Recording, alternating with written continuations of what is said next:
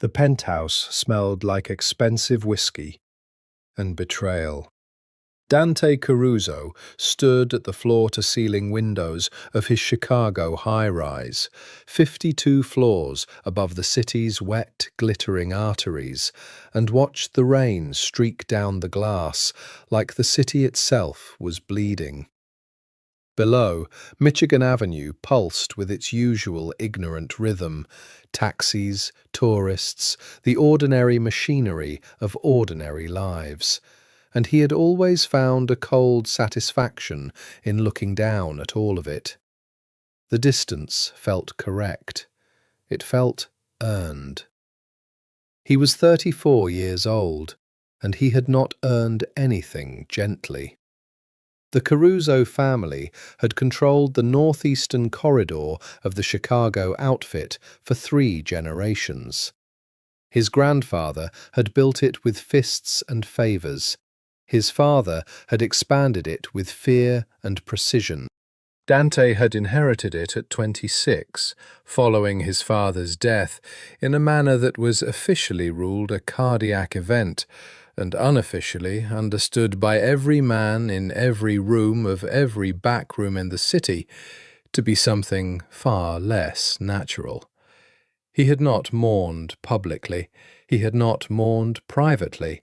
He had simply stepped into the vacuum and filled it so completely, so swiftly, that anyone who might have contested his succession found themselves either loyal or absent within a fortnight. That was 8 years ago. He swirled the glass in his hand. 40-year Macallan, neat, the colour of dark honey, and he had not taken a single sip. It was a prop, a piece of theatre. Dante Caruso did not drink when he was working, and he was always working. "They're here," said Marco Vitali from behind him. Marco was his consigliere, his oldest friend in the sense that he had known him the longest and trusted him most, though trust in this life was a currency you spent carefully and never stopped auditing. Marco was 51, silver-haired, with a boxer's broken nose and hands that had done terrible things and learned to be still about it. "How many?" "7. In the conference room." 7. Dante had expected 6. The mathematics of betrayal always had an extra variable. He set the glass down on the window ledge without drinking it, straightened the cuffs of his shirt, black on black, no tie because ties were for men who needed to perform authority rather than simply possess it, and turned from the rain. The conference room of Caruso Holdings occupied the building's 49th floor. Officially, Caruso Holdings was a private equity firm with a portfolio of hospitality investments, 4 hotels, 2 restaurant groups, a chain of luxury car dealerships, and a nightclub empire that stretched from Chicago to Miami. Unofficially, it was the financial skeleton over which the outfit's actual business was draped like expensive clothing. The 7 men waiting for him included 3 underbosses, 2 captains, and 2 figures he had not invited. He knew the moment he stepped through the door. He had always had a facility for reading rooms, for feeling the particular quality of silence that preceded violence. It was something his father had tried to teach him, and that Dante had absorbed beyond the lesson into something more instinctive, the way certain animals sense the drop in pressure before a storm. He felt it now, the careful arrangement of postures, the deliberate placement of hands on tabletops, the way Tony Ferrara's eyes moved a fraction too quickly to the left when Dante entered. Tony Ferrara, his cousin, his mother's sister's son, which made them blood twice removed, which in this life was supposed to mean something. He sat at the head of the table, he crossed his hands, he looked at each face in sequence, taking his time, letting the silence do its work. Someone, he said, his voice carrying no inflection, no heat, no warning signal at all, because the most dangerous thing he could communicate was that he felt nothing, has been speaking to the feds. No one moved. Outside, rain continued to assault the windows. Somewhere in the building, an elevator chimed. "I'm not interested in denials," Dante continued. "I'm interested in the conversation that follows a confession. There's a considerable difference in what that conversation looks like, depending on who initiates it." Tony Ferrara, 31 years old, handsome in an expensive and careless way, wearing a suit that Dante had actually recommended to his tailor, cleared his throat. "Dante," he said, "we need to talk about the direction of the family." That word, family, landed in the room like a match dropped in gasoline. "Do we?" Dante said. "The Petrov arrangement is making people uncomfortable. Partnering with the Russians is making us $43 million a quarter," Dante said. "I find comfort in that. It's changing things. The old families—" "Tony." Dante said his name once, quietly. "Stop talking and make a choice." What happened next took 11 seconds. Dante counted them afterward, in the way his mind always catalogued violence, precisely, clinically, without the contamination of emotion. The two uninvited guests moved first. They were professionals, which he had expected, which was why Marco had positioned himself at the service entrance 30 minutes before the meeting, and why there were 3 of Dante's own men in the corridor. The professionals were very good. Not good enough. But Tony had brought 5 men with him, which was the variable Dante hadn't accounted for, and the 5th was hidden in the building's infrastructure, in a place that should have been impossible to access without an intimacy with the building's blueprints that could only come from someone who had worked in those offices for years. The shot came from the ceiling. It entered Dante's left side, just below the ribs, deflected off something internal. He would later learn it was his 7th rib, which shattered the bullet's trajectory downward rather than through, and the impact sat him down hard against the table. He heard glass breaking. He heard his own breathing change to something wet and effortful. He heard Marco's voice saying something with great urgency that his mind couldn't assemble into words. He remembered the rain on the window. He remembered thinking that he had not finished the whiskey, and that this struck him as the wrong thing to think about. But there it was. He remembered nothing after that. What he did not remember, what he would not remember for a very long time, and some parts of which he would never remember at all, was what happened in the hours that followed. Marco getting him out through the service elevator, the drive south through the city in the back of an unmarked car, the decision made in a desperate, blood-soaked arithmetic that a hospital was impossible because the Ferrara faction now had enough people in enough places that walking through an emergency room door was a death sentence with extra steps. He did not remember being driven 3 hours south of the city onto smaller roads into darker country, because Marco had grown up in those flatlands and knew a place, a doctor who had once owed the Caruso family a debt large enough to outlast ordinary gratitude. He did not remember the doctor's trembling hands, or the surgery performed on a kitchen table by lamplight. He did not remember any of it. When Dante Caruso's mind went dark, it went very dark indeed.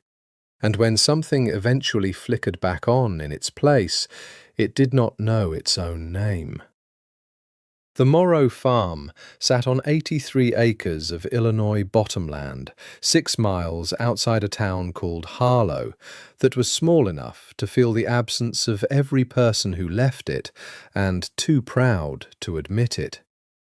The land was good land, river-adjacent and dark-soiled, the kind of ground that had fed families for 150 years and expected to keep doing it indefinitely, provided the families in question were willing to work at it with the consistency and physical honesty that good land demands.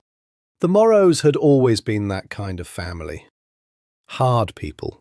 Not unkind, not at all unkind, but shaped by their relationship with work, the way coastlines are shaped by the sea, worn into a particular usefulness. Clara Morrow was 26 years old and had lived on that land her entire life and had never once experienced this as a limitation, though she was aware that other people might describe it as one. She was up before dawn, which was her habit and her preference. The hour before full light had a particular quality she'd been in love with since childhood. The way the farm existed in it as something half-dreamed, the fields colourless and still, the air carrying the cold mineral smell of the creek that ran along the property's eastern edge. She made coffee in the kitchen of the house where she'd been born, standing at the window while it brewed, watching the darkness organise itself into shapes she knew by heart. Her father, Robert Morrow, had a bad hip and a good disposition, and had been making the same joke about retirement since Clara was 12. Her brother Eddie was 22 and largely reliable and currently sleeping, because it was 4:45 in the morning, and Eddie's reliability had always had more specific hours than Clara's. She was pulling on her boots at the back door when she heard it, not so much a sound as a quality of wrongness, an interruption in the particular silence of the early farm that her body registered before her mind did. She stood still in the boot room and listened. A car. On the property road, moving slow. They didn't get cars on the property road at 4:45 in the morning. The property road wasn't a thoroughfare. It wound half a mile from the county route through their fields to the house, and there was nothing at its end except the Morrow family and their 83 acres and their livestock and their ordinary life. She went back through the kitchen, took the flashlight from the drawer next to the sink, and then, after a moment, took the shotgun from the rack beside the door. Because she was a practical woman, and the hour was strange, and she'd grown up knowing that good land in quiet country didn't mean the world couldn't reach you. She went out through the front, around the porch, and stood in the gravel drive. A dark sedan was stopped at the edge of her headlight's reach, engine running. As she watched, the driver's door opened and a man got out, moving quickly toward her, hands visible, raised slightly, the universal human signal of "I'm not here for violence," which she noted with the background awareness that people who were, in fact, there for violence often used the same gesture.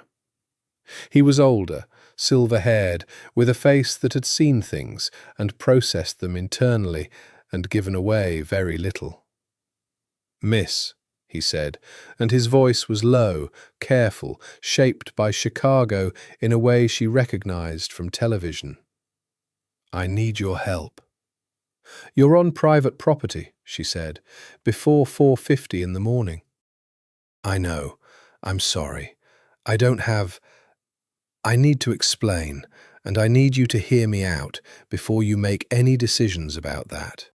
He stopped 6 feet from her, looked at the shotgun without alarm, which told her something.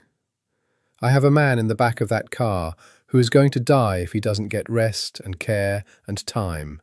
He was in an accident. He can't go to a hospital. I can't explain why in a way that won't complicate things for you, but I'm asking you, as a person who is clearly capable of independent judgment, to trust me for the next 5 minutes." She looked at him, He looked back. She walked to the car. The man in the back seat was unconscious, dark-haired, long-limbed, folded into a position that spoke of being placed rather than having settled there himself. Someone had done a rough job of bandaging his left side, and the bandage had bled through in a pattern that was more than she'd expected and less than she'd feared. He was pale, the particular pallor of serious blood loss that her father had taught her to recognize the summer a combine accident had nearly killed their neighbour Tom Whaley. But he was breathing, and his breathing was even. She had no explanation for what she did next, except that it felt like the only thing a person could do. "Bring him inside," she said. "Carefully." She woke her father. She did not wake Eddie yet, because Eddie had a tendency to ask questions faster than situations could absorb them. Robert Morrow looked at the man in the back seat, looked at the silver-haired stranger, looked at his daughter, and then simply nodded and helped with the lifting. Because Robert Morrow had lived 83 acres of pragmatism and understood that some situations arrived before their explanations. They put him in the ground-floor guest room, which had been Clara's grandmother's room before that, and still smelled of the dried lavender her grandmother had kept in sachets in the dresser drawers. The silver-haired man, who gave his name only as Marco, in a tone that suggested it was the only name he intended to offer, sat at the kitchen table while Clara assembled the supplies she had and assessed the ones she didn't. "He needs a real doctor," she said. "He had one 4 hours ago. The wound is closed. He needs time and quiet and someone who will notice if he gets worse. And you can't stay." "No." His jaw tightened. "If I stay here, I bring things with me that you don't want on your property." She poured 2 cups of coffee and set one in front of him, because whatever else was happening, it was still early morning, and the man looked exhausted in a way that went deeper than sleep. "Who is he?" she asked. Marco looked at his coffee for a long moment. "His name is—" He stopped. Started again. "Call him Dante. That's his first name. As for everything else—" He looked up at her, and there was something in his face that she couldn't quite name, some complex mixture of grief and guilt, and a determination that was being held together by will alone. "If he wakes up and he doesn't remember, if his memory is— please, don't tell him who he is. Not yet. Not until I come back and can explain properly." "And when will that be?" "I don't know." "That's not reassuring." "No," he agreed. "It isn't." He reached into his jacket and set an envelope on the table. "For your trouble. For the supplies and your time. There's more when I return." She didn't touch the envelope. He drove away in the dark, and Clara sat for a long time at the kitchen table, listening to the unconscious stranger breathe in her grandmother's room, and she thought about the strange cartography of a life, how a single morning could redraw all the roads. He woke to sunlight. This was the first thing. Sunlight through curtains that smelled of something dried and botanical, falling in a warm diagonal across a bed that was firm and clean and nothing like anywhere he'd ever been, though he had no specific sense of where he'd ever been to compare it to. He lay still and took inventory. He was alive. The aliveness was uncomfortable, a thick, insistent pain in his left side that sharpened when he breathed too deeply, but it was definitively aliveness and not its alternative, and he spent a moment simply acknowledging this. He did not know his name. He searched for it, the way you search a room for something you know you put down somewhere, methodically, reaching into corners of his awareness, opening doors. He found nothing that held. There were impressions, the colour of a city seen from above, the weight of a glass in his hand, the particular acoustic of a large room full of cautious people, but nothing with a label, nothing with a narrative. The past was there, and then not there, like a landscape glimpsed through fog. You knew it existed, but could not make out a single feature with certainty. He heard movement elsewhere in the house, the domestic sounds of morning, water running, something on a stove, the distant low register of a man's voice, and then silence. The door opened. She was 26, and she was carrying a tray, and she moved through the doorway with the economical confidence of someone who had been moving through doorways their entire life and had never wasted emotion doing it. Dark hair, pulled back simply. No jewellery except small gold studs in her ears. Jeans and a flannel shirt with the sleeves rolled up, and her hands were strong. He noticed that, the capable look of her hands, and her eyes, when they found him, were a shade of brown that was almost amber, warm and direct, and entirely without performance. "You're awake," she said. "It appears so," he said. His voice came out rougher than he expected, sandpapered by whatever time had passed since he'd last used it. "How's your pain?" "Manageable." A pause. "Where am I?" Morrow Farm, about 6 miles outside Harlow, Illinois. She set the tray on the bedside table. Broth. He could smell it. Real broth, not the reconstituted kind. And toast, and a glass of water, and 2 white tablets. "That's aspirin. Not much, but we don't have anything stronger." "That's fine." He tried to sit up, and managed it, though the effort cost him. He noticed her hands move slightly toward him, preparatory, ready to help, and then stop when he made it on his own. She was reading him, he realized, calibrating. She had a facility for observation that matched his own. "I'm Clara," she said. "I'm—" He stopped. The silence was brief, but she caught it. "You don't know," she said. It was not a question. "No." He said it flatly, without drama, because whatever else he didn't know, he knew that self-pity was not an available option, and had no idea where that knowledge came from either, but it felt bone deep and certain. "I don't remember. Anything. My name, where I come from." He looked at his hands, large hands, with a thin white scar along the right knuckle that he did not remember acquiring. Nothing. Clara Morrow sat down in the chair beside the bed. She looked at him with a steadiness that he found unexpectedly stabilizing. "You were brought here 3 nights ago," she said, "by a man named Marco, who said your first name was Dante. He said you'd been in an accident. He said you needed rest and time." "Dante," he said.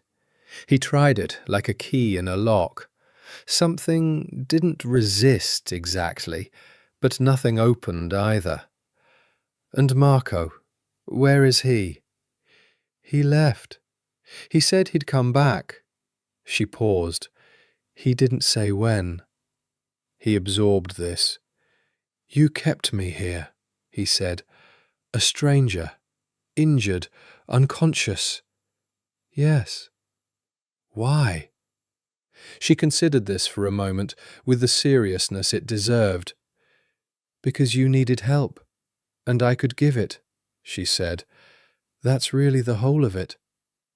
He looked at her, He had the disorienting experience that would become familiar over the following days, the sense of trying to locate himself through external observation, of learning what kind of person he was by watching how other people responded to him.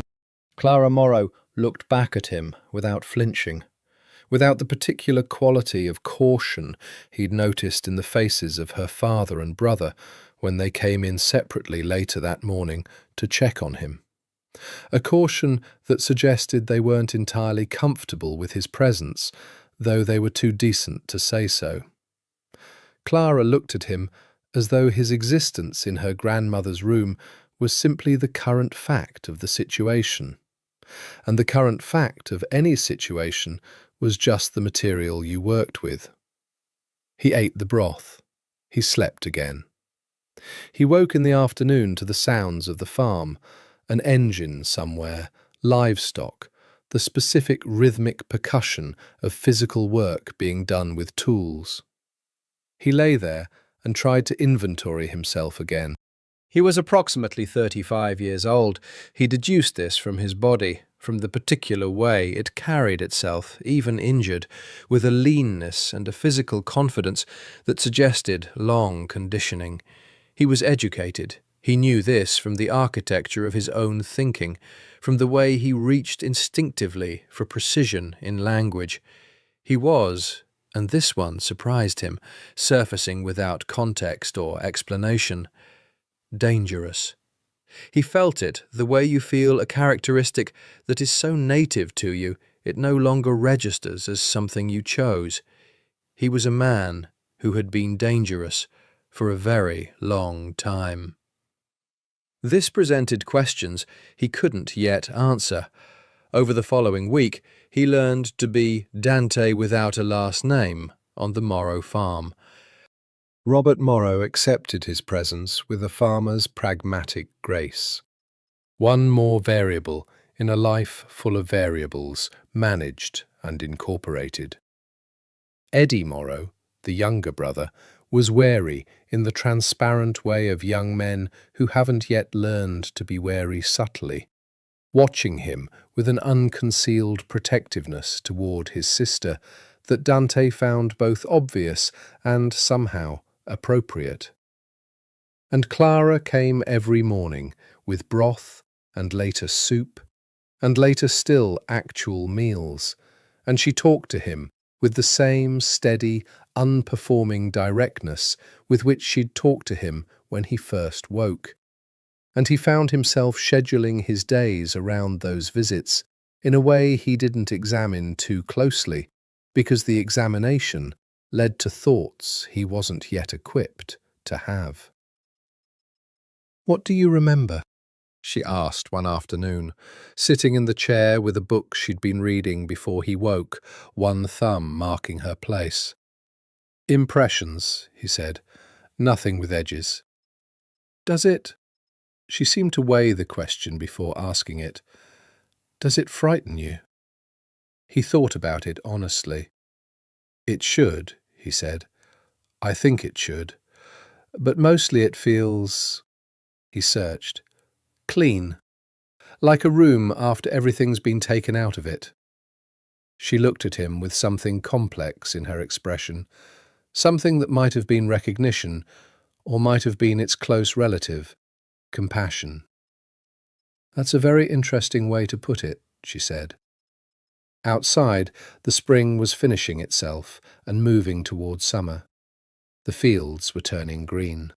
He watched all of it from the window of his grandmother's room and felt with increasing persistence the pull of the world beyond it, not because the room was insufficient, but because a man who was on some native level made for action could not remain static indefinitely. "I want to help," he told Clara at the end of the first week, "on the farm. If I'm going to stay here, I want to be useful." She assessed him with her practical eye. "Your side is healing. I can feel it healing." He paused. "I need to work."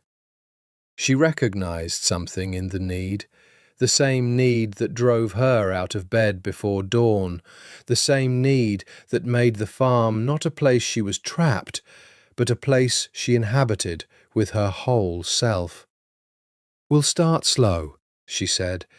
It was not a small concession. It was the door opening. They gave him the name Daniel on paper, Daniel Morrow for bureaucratic purposes, because a man with no documentation and no memory still needed to exist in the practical machinery of ordinary life. And Robert Morrow, who had more layers to him than his quiet surface suggested, had managed this with a quiet efficiency that Dante didn't question and filed away as interesting. Daniel. Dan. He tried these on like clothes that were close to his size, but not quite. Dante felt more right, which he recognized as strange information about himself and could not yet contextualize. He started slow, as Clara had said, light work in the first days, feeding the chickens, which involved a great deal of standing and throwing grain, and was within the parameters of his currently limited physical range. The chickens had opinions about him. He observed them with the patient, calibrating attention he seemed to bring to most things, and figured out their hierarchies, which were more complex than he'd expected, and then managed their feeding accordingly. Clara, passing on her way to the tool shed on the third morning, stopped to watch him. "You figured out that the grey one is aggressive," she said. "Most people just throw grain and wonder why the smaller ones don't eat." "Most people aren't paying attention," he said. She smiled, not fully, not a large smile, but something real moved in her face. He noticed it with more attention than was warranted by its scale, which told him something. By the end of the second week, he was doing heavier work. Fence repair, which he proved unexpectedly competent at. His hands knew how to work wire and post driver without instruction from his brain, which suggested that somewhere in his history, before whatever had made him the man Clara and Marco had found on the country road, there had been this: physical work, honest labour. Or perhaps his body simply adapted to necessity, with an alacrity that his mind recognised as characteristic. Robert Morrow watched him repair a section of fence on the east field and said nothing for the length of the work, which took an hour and a half and was done correctly the first time. "You've worked with your hands before," Robert said. "I don't know," Dante said. It was the truest thing he could offer. Robert nodded, as though this was sufficient. "Hip's been giving me trouble," he said. "Be useful to have another set of hands around."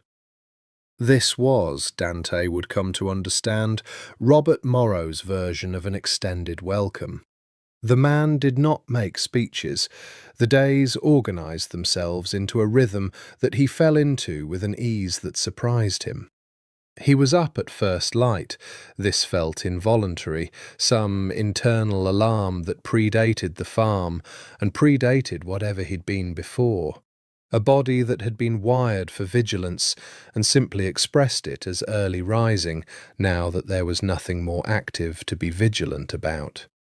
He worked, he ate, he worked more. He ate with the family in the evenings at the kitchen table, where conversation was straightforward and substantive, and no one performed for anyone else. He had not grown up at a table like that. He didn't know how he knew this. Clara sat across from him most evenings, and he noticed things. He noticed the way she ate with the same focused attention she brought to everything else. Without looking at her phone, she kept her phone in her pocket and checked it purposefully rather than constantly, which he found almost eccentric in a way that he understood was probably more about what was normal and what had been normal for him before. He noticed that she laughed more easily with her father than with her brother, and that this probably spoke to something in their respective temperaments rather than preference. He noticed that she had calluses on her right palm that hadn't been there 3 weeks ago, new ones from a specific tool the post driver he'd seen her using in the far pasture, and that she had not asked for help with the work that created them, though he'd been available. She was, in some fundamental way, profoundly herself. Not performed, not curated, just fully present in her own existence, in a way that he found, and this was the word that kept surfacing without his fully understanding why it felt significant, disarming. One evening, in the third week, after dinner, she found him on the porch watching the dark fields. "You think about it," she said, not a question. "Every day," he said. "Does anything come back?" "Pieces. Dreams, mostly. A city at night. A man's voice, not Marco's, older, saying something I can't hear clearly." He paused. "Numbers. I dream in numbers a lot. Columns of them." "That's interesting," she said, leaning on the porch rail. The night was warm, early June, the fields smelling of cut grass and the creek. "Numbers as dreams. I don't know what they mean. I don't know if they mean anything." "Maybe they don't have to yet," she said. "Maybe things get to just be what they are for a while." He looked at her in the dark. "Do you always do that?" he asked. "Do what?" "Make the simplest possible sense of things." She considered this. "I think it's less about simplicity and more about patience," she said. "Most complicated things stop being as complicated once you give them enough time." He thought about this for a long time after she went inside. He stood on the porch and looked at the dark fields and listened to the creek and tried to figure out whether the quiet around him was something he was acclimatizing to, or whether it was going down into him and changing something, layer by layer, the way water changes limestone. He couldn't tell. But he noticed that he was sleeping better than he had any reason to expect, and that this seemed connected not to the absence of something from his former life, but to the presence of something on this porch, in this house, across this table in the evenings. He noticed it. He did not name it yet. Eddie Morrow came to find him in the equipment barn on a Saturday afternoon, with the specific energy of a young man who had decided to have a conversation he'd been putting off. "What are your plans?" Eddie said. He had his father's directness without his father's economy of feeling. It came out blunter than perhaps he intended. "I don't know yet," Dante said, honestly, looking up from the engine component he'd been cleaning. "You going to stay here forever?" "Eddie," said Clara from the barn door, where she had apparently been close enough to hear. Her voice was not sharp, exactly, but it had a quality that Edward Morrow recognized and respected. "I'm just asking," Eddie said. "It's a fair question," Dante said, and he meant it. He set down the component and looked at Eddie directly. "I have no memory of where I came from or what I did there. I have no documentation, no resources, no place to return to. Your father has been kind enough to let me work here. Your sister has been—" He paused, because the sentence didn't have an adequate ending, and he wasn't going to manufacture one. "I'm aware this isn't a permanent arrangement." Eddie looked at him for a long moment. Some of the confrontation went out of his posture. "You're good with the machines," Eddie said, which from Eddie Morrow was a significant concession. "I am," Dante agreed, and had no idea why. Clara caught his eye over her brother's shoulder, and something passed between them, brief, warm, entirely unspoken, that was more intimate than anything that had been said out loud, and that both of them, for their separate reasons, chose not to examine.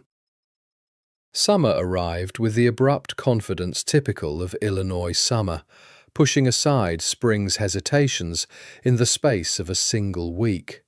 The heat came down on the farm like a physical presence, and the work didn't pause for it. The work never paused, and Dante found that he preferred this, preferred the way the heat made everything more immediate, more physical, more fully present. He was healing.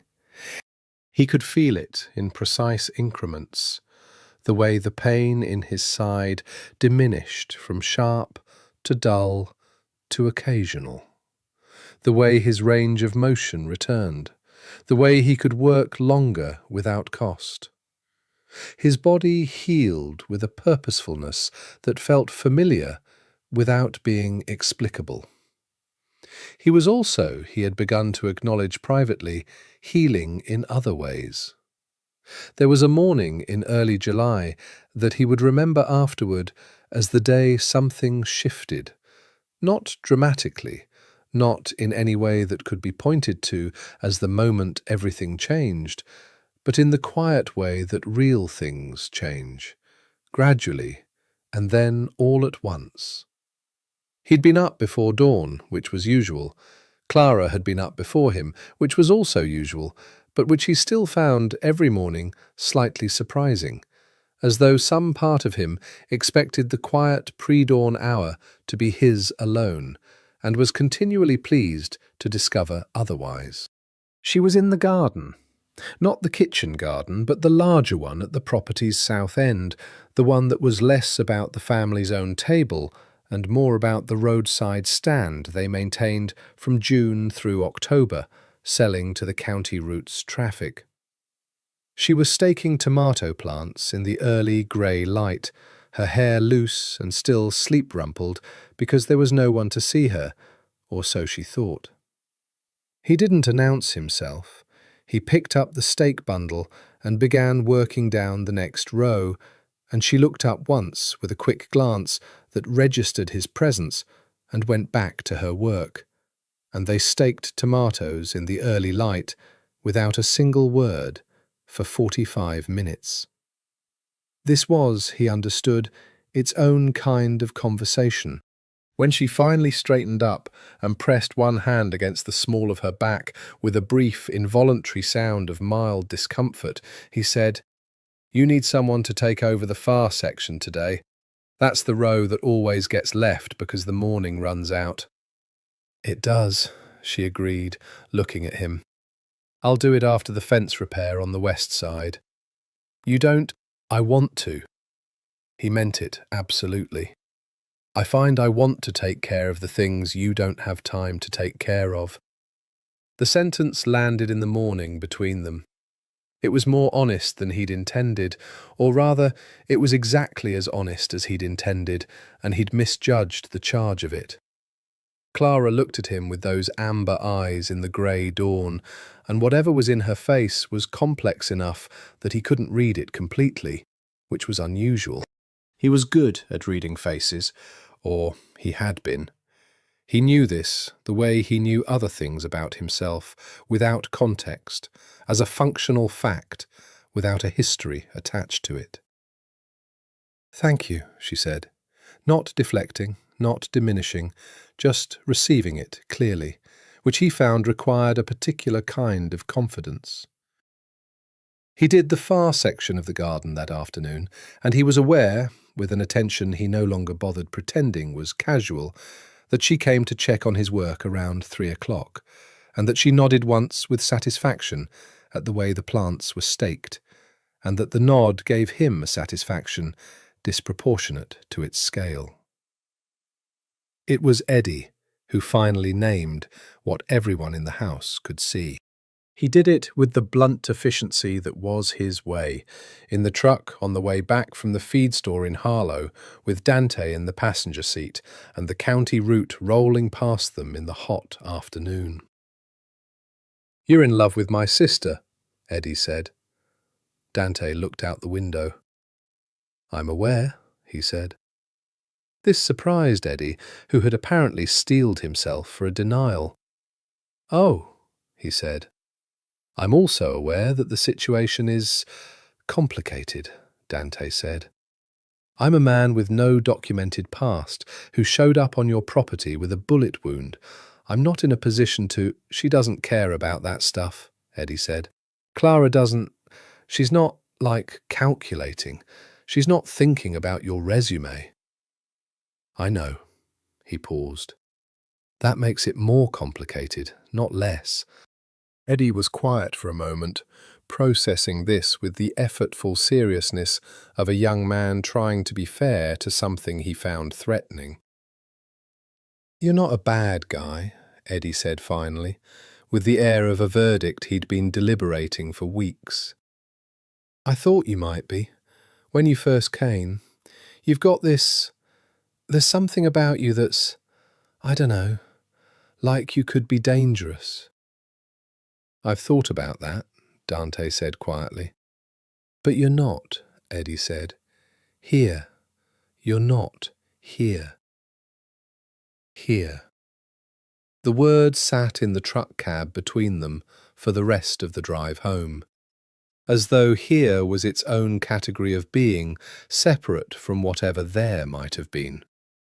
He thought about it that night on the porch, and he thought, perhaps that was the most accurate thing anyone had said about him since he'd woken in the lavender-smelling room.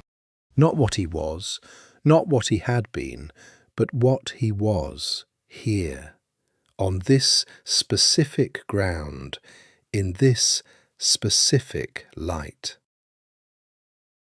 Clara came out to the porch at 9, as she often did, with 2 cups of coffee that were more ritual than necessity at that hour. Eddie told me you talked in the truck, she said. He did? He didn't tell me what you talked about, she clarified, just that it was a real conversation. He's never— She smiled slightly. He doesn't usually have those with men he's decided to distrust. He's decided to stop distrusting me? I didn't say that. She sat down with her coffee. He's just holding both things at once now, that you might be trustworthy and that he's not sure yet. That's more accurate than full trust, Dante said. Yes. She looked at the dark fields. I think so too. He looked at her profile in the porch light, the line of her jaw, the loose fall of her hair, the particular quality of her stillness, which was never the stillness of passivity, but always the stillness of someone who had chosen to stop moving for a moment because she had somewhere better to be. Clara, he said. She turned to look at him. He held her gaze for a moment and said nothing more, because there was nothing yet that was fair to say. But he held her gaze, and she held his, and the night settled around them with the patient quality of something that was willing to wait.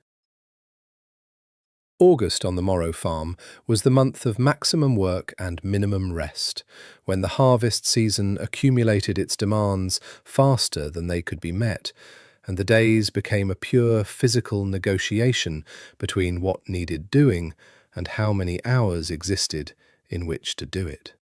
Dante threw himself into it without reservation. He had discovered, over the course of the summer, something that might have been the most unexpected fact about himself he'd uncovered. He liked physical work. Not in the stoic, duty-bound way of someone who does what's necessary, but genuinely, in the way you like something that gives you back more than you put in. He liked the conversation between effort and result, the specific exhaustion at the end of a day of real labour, the way it settled his mind into a simplicity that felt like rest even when his body was still moving. By August, he was carrying full weight on the farm, more than full weight, in the way that happens when someone with capacity arrives in a situation that has been operating below its potential for lack of people. The fence lines across the whole property were in the best condition they'd been in a decade. The equipment ran cleaner. The harvest logistics were better organised. Robert Morrow, who had been managing the farm through a slow narrowing of what was possible rather than what he'd have chosen, moved through his days with a lightness that had more to do with relief than the hip's improvements, though the hip was better too, because Dante had quietly bought a support brace on a trip to town and left it on the kitchen table with no commentary. Robert had put it on and said nothing, and everything was understood. The nights were harder, not outwardly. He slept soundly, usually, and the dreams had become less frequent. But there was a particular quality to the late evening, especially when the heat had broken and the air carried the first small previews of autumn, that made him sit with the enormity of what he didn't know about himself. The darkness of his own past felt less clean now, less like an empty room and more like a room that had been cleaned recently, the smell of whatever had been in it still present if you stood still enough and breathed. He was dangerous. He had always known this, and he'd thought about it in the abstract way of a man learning things about himself at a safe remove. But as the summer progressed, and the distance between who he was on this farm and whatever he had been before shortened somehow, as the possibility of recovering his past grew more real rather than more remote, the danger stopped feeling abstract. What had he done? The question arrived and did not leave. It sat in the back of his days and the front of his nights. He was disciplined enough not to let it show in his face during working hours, but Clara, who missed almost nothing and had the disconcerting habit of arriving at the accurate diagnosis before she'd asked a single question, noticed. "You're worried about something," she said one evening. They were shelling beans on the porch, a task that had no urgency, but that Clara's hands needed in the way her hands always needed something, and he'd fallen into the rhythm of it beside her. "I've been thinking about before," he said. "Your memories?" The absence of them, what the absence might be covering. He set down the pod he'd been working. "I don't know who I was. And I'm aware that not knowing that there might be things I wouldn't want to know." She was quiet for a moment, shelling steadily. "That's a brave thing to say," she said. "It's an honest thing," he said. "I'm not sure it requires bravery." "In my experience, honesty and bravery are less distinguishable than people think." She looked at him. "Does it change anything? The not knowing? The worry about what you might have been?"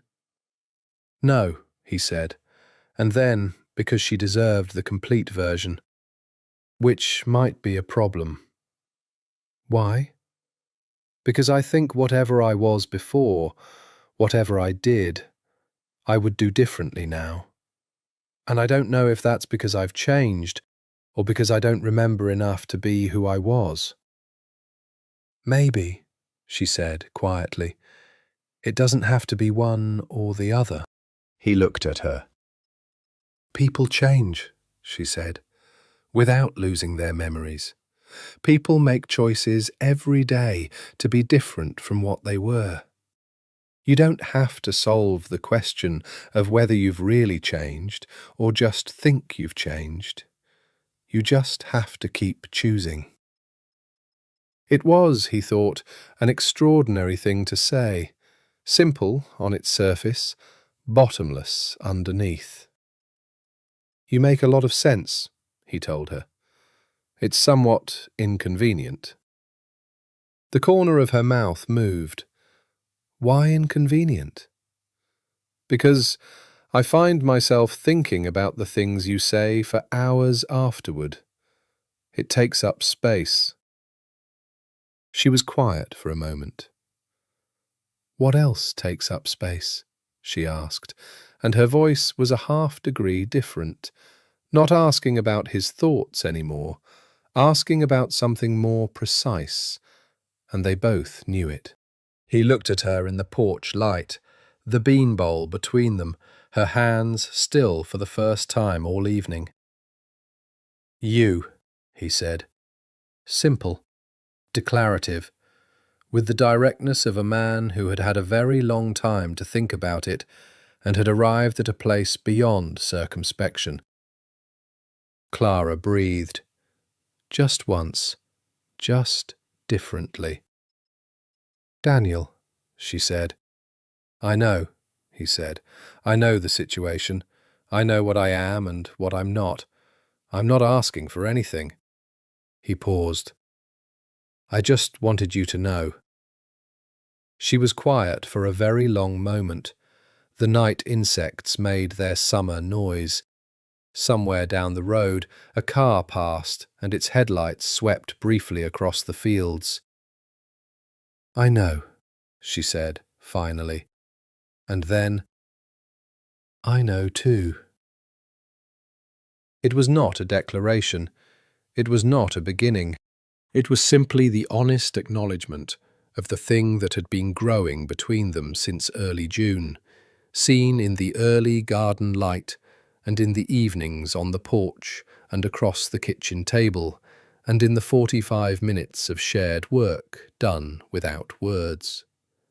Acknowledged, finally, like a crop that has been growing for months and simply stands there now, full-grown and undeniable, waiting for the harvest.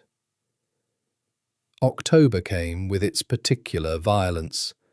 Illinois October is not the gentle autumn of postcards. It's a month that can deliver genuine cold within 24 hours of genuine warmth, that produces storms with the impatience of a climate that's made up its mind. The first major storm of the month arrived on a Tuesday. A full system that turned the sky the colour of old pewter and dropped 3 inches of rain in 4 hours, with lightning that cracked the dark with industrial indifference and thunder that rolled across the flats like something enormous deciding to move. Dante was in the barn when it broke, securing equipment with the focused efficiency that the storm's speed required. He heard the barn doors bang and looked up to see Clara pulling them shut against the wind, rain already plastering her hair to her face. "The tractor's still in the far field," she said over the thunder. "If it floods—" "I'll get it," he said. "The lightning—" "I'll be quick." She looked at him with a level gaze that contained a conflict between her practical assessment that the tractor was expensive and her other assessment that he was something that she didn't finish saying out loud. "Be quick," she said.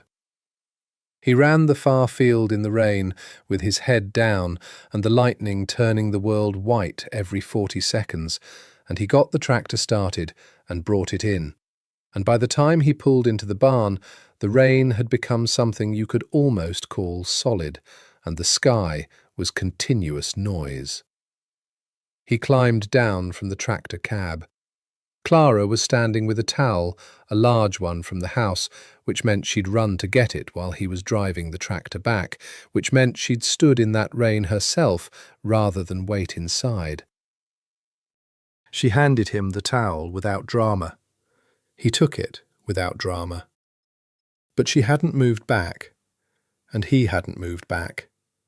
And they were standing in the close, dry dark of the barn, with the storm making the roof into a percussion instrument, and the lightning pulsing through the high windows, and she was looking at him with the amber eyes that never performed anything, that simply looked. He reached up and tucked a strand of wet hair behind her ear. His hand stayed there, at the side of her face, barely touching, an invitation and a question, and a threshold. She turned her face slightly into his palm. That was all. He kissed her softly, carefully, in the way of a man who is intensely aware of the fragility of the moment. Not her fragility, never that. She was the least fragile person he'd met. But the moment's own fragility, its newness, the fact that it was only just becoming real. She kissed him back, steadily, with the same quality she brought to everything, present, considered, entirely there. When they separated, she looked at him once, and then looked out at the rain still sheeting past the barn doors, and he stood beside her and looked out at it too, and it felt like an understanding rather than an event, like something that had been decided before they knew they were deciding it. They didn't speak about it on the walk back to the house through the thinning rain. They didn't need to. At dinner, Robert Morrow looked between them with the expression of a man who notices everything and discusses very little. And Eddie Morrow looked between them with the expression of a young man who notices everything and is still computing whether he's troubled by it. Afterward, Clara caught his eye across the kitchen while they were washing up, and she smiled. Not the small movements of before, but a full, private smile that was for him specifically, and that rearranged something in his chest in a way that felt like furniture being moved in a room he'd thought was already arranged. He understood, standing there with dish soap on his hands in the farmhouse kitchen, that he had never in his life, whatever his life had been, felt anything quite like this. He didn't need the memories to know it. The absence of comparison didn't diminish the certainty. If anything, it clarified it. This woman, this specific life, this was... His side twinged. The old wound, the one that had been healed for months, but sometimes reminded him. And in the twinge came something else, a flash, fast and disorienting as lightning, of a room with high windows and expensive furniture and the smell of whiskey and... Gone, he breathed. Clara was looking at him from across the kitchen with a slight question in her face. "I'm fine," he said. She nodded, accepting this, and he was grateful for her acceptance because he wasn't ready yet to explain what had happened, the flash of a life he couldn't see clearly, and she seemed to understand, with the accuracy that was characteristic of her, that this was one of those things that needed time more than words. But later, lying in his room, not the grandmother's room anymore, he'd been moved to a proper bedroom on the second floor months ago, he lay awake and looked at the ceiling and tried to hold the flash still long enough to examine it. High windows, expensive furniture, whiskey, and a voice. Not the older voice from his earlier dreams, but a different one. His own voice, he thought. Cold and certain and completely unlike anything that had come out of his mouth in the last 5 months. The most dangerous thing I can communicate is that I feel nothing. He didn't know where that came from. He didn't know what it meant. He knew it troubled him. He knew, with the instinct he had learned to trust, that it was real. He fell asleep eventually. He dreamed of the farm, not the city. He dreamed of the barn in the rain, and a woman's face, and the particular way she turned into his palm.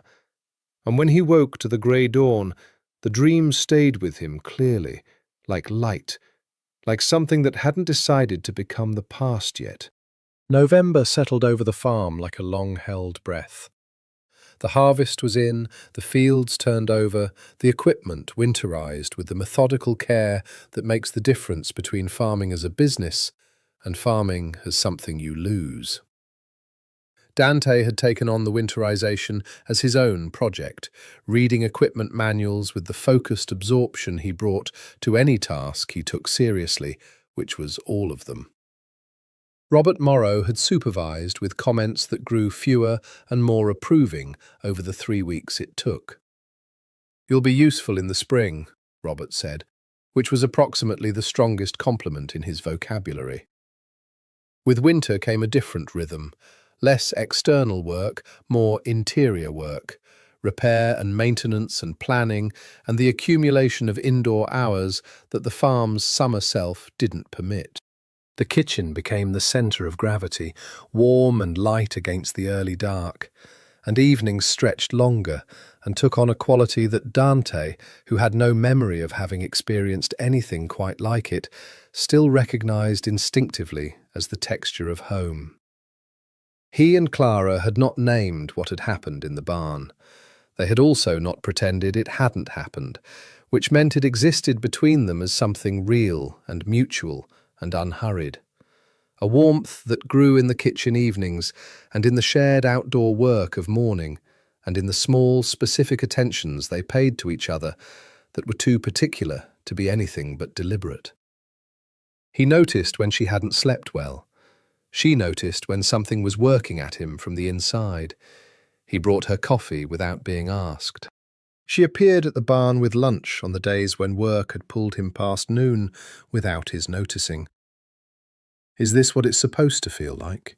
he asked her one evening in early December, sitting across the kitchen table while she worked through the farm's books and he repaired the hinge on a cabinet door that had been sticking for months. She looked up from the ledger. "Is what supposed to feel what?" "This." He gestured. The kitchen, the lamplight, the space between them, and the space being bridged. "I have nothing to compare it to. I don't know if normal is, if I'm misidentifying it as something larger than it is." She put down her pen and looked at him fully, with the attention she brought to things she took seriously. "I don't think you compare feelings to normal," she said. "I think you just have them, and that's the information. What if the feeling is very large?" "Then it's very large." She held his gaze. "Is it?" A beat. "Yes," he said. She smiled, one of the full ones, the private ones. "Me too," she said. It was Eddie who, unexpectedly, made the space for them. He showed up in the barn one December afternoon where Dante was working with a six-pack of beer and the energy of a man who had made a decision. "You're going to be around," Eddie said, not a question. "That's my intention," Dante said. "And with Clara, you're—" "Yes." Eddie opened 2 beers and handed him one. "Just so we're clear," Eddie said, "I will be watching, not because I think you're... She's my sister." "I understand," Dante said. "I'd feel the same." Eddie drank his beer. Dante drank his. "She's never—" Eddie started, and then stopped, and then started again, with the determination of someone who had decided to say the whole thing. "She's never brought anyone home. She dated some guy from Harlow for 2 years, in college, and he moved to the city and asked her to come, and she just didn't.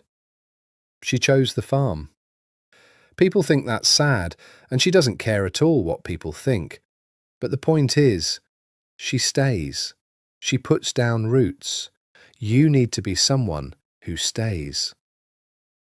Dante thought about this. The city in his dreams. The voice that was his own saying cold things in a room full of expensive furniture. "I intend to stay," he said. "Intending and doing, I know."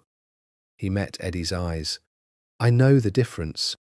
I'm telling you what I intend, and I'm telling you I understand the weight of that word on this farm." Eddie looked at him for a long time. "Okay," he said finally. "Okay." Christmas arrived, and the Morrows, who were not ostentatious people, celebrated it with the warm and slightly haphazard sincerity of a family that genuinely liked each other. There was a tree that was too large for the living room, and a ham that Robert had been marinating for a week, and a gift-giving that was practical and occasionally funny, and once, from Eddie to Clara, inexplicably, a single cooking utensil that produced an extended debate about what its function actually was. Dante watched all of this. Clara's cousin and her family came for the afternoon, and Dante found himself introduced as Dan, the family's new hand, to a series of people who looked at him with the normal curiosity of people encountering a stranger in a family context, and he answered their questions with the partial truths that had become his daily vocabulary, and no one asked anything he couldn't answer. Late in the evening, after the cousins' family had gone and Robert and Eddie had retreated to their respective late-night habits, he found Clara in the kitchen doing the last of the dishes. He stood behind her and put his hands on her shoulders, and she leaned back into him just slightly, just a degree, and they stood there while the last of the Christmas sounds settled into the house's evening quiet. "Merry Christmas," she said. "Merry Christmas," he said, into her hair. He held her in the kitchen and listened to the quiet and thought, "This is the life I want. Exactly this. This woman and this kitchen and this ordinary, extraordinary evening." He did not think about the dreams. He did not think about the flash of high windows and expensive whiskey and a voice he recognized as his own saying cold things. He thought about her. For now, this was enough. March on the farm was the season of return. Everything that had been dormant came back, and it came back with the specific insistence of things that have been waiting with purpose rather than simply waiting. The creek rose.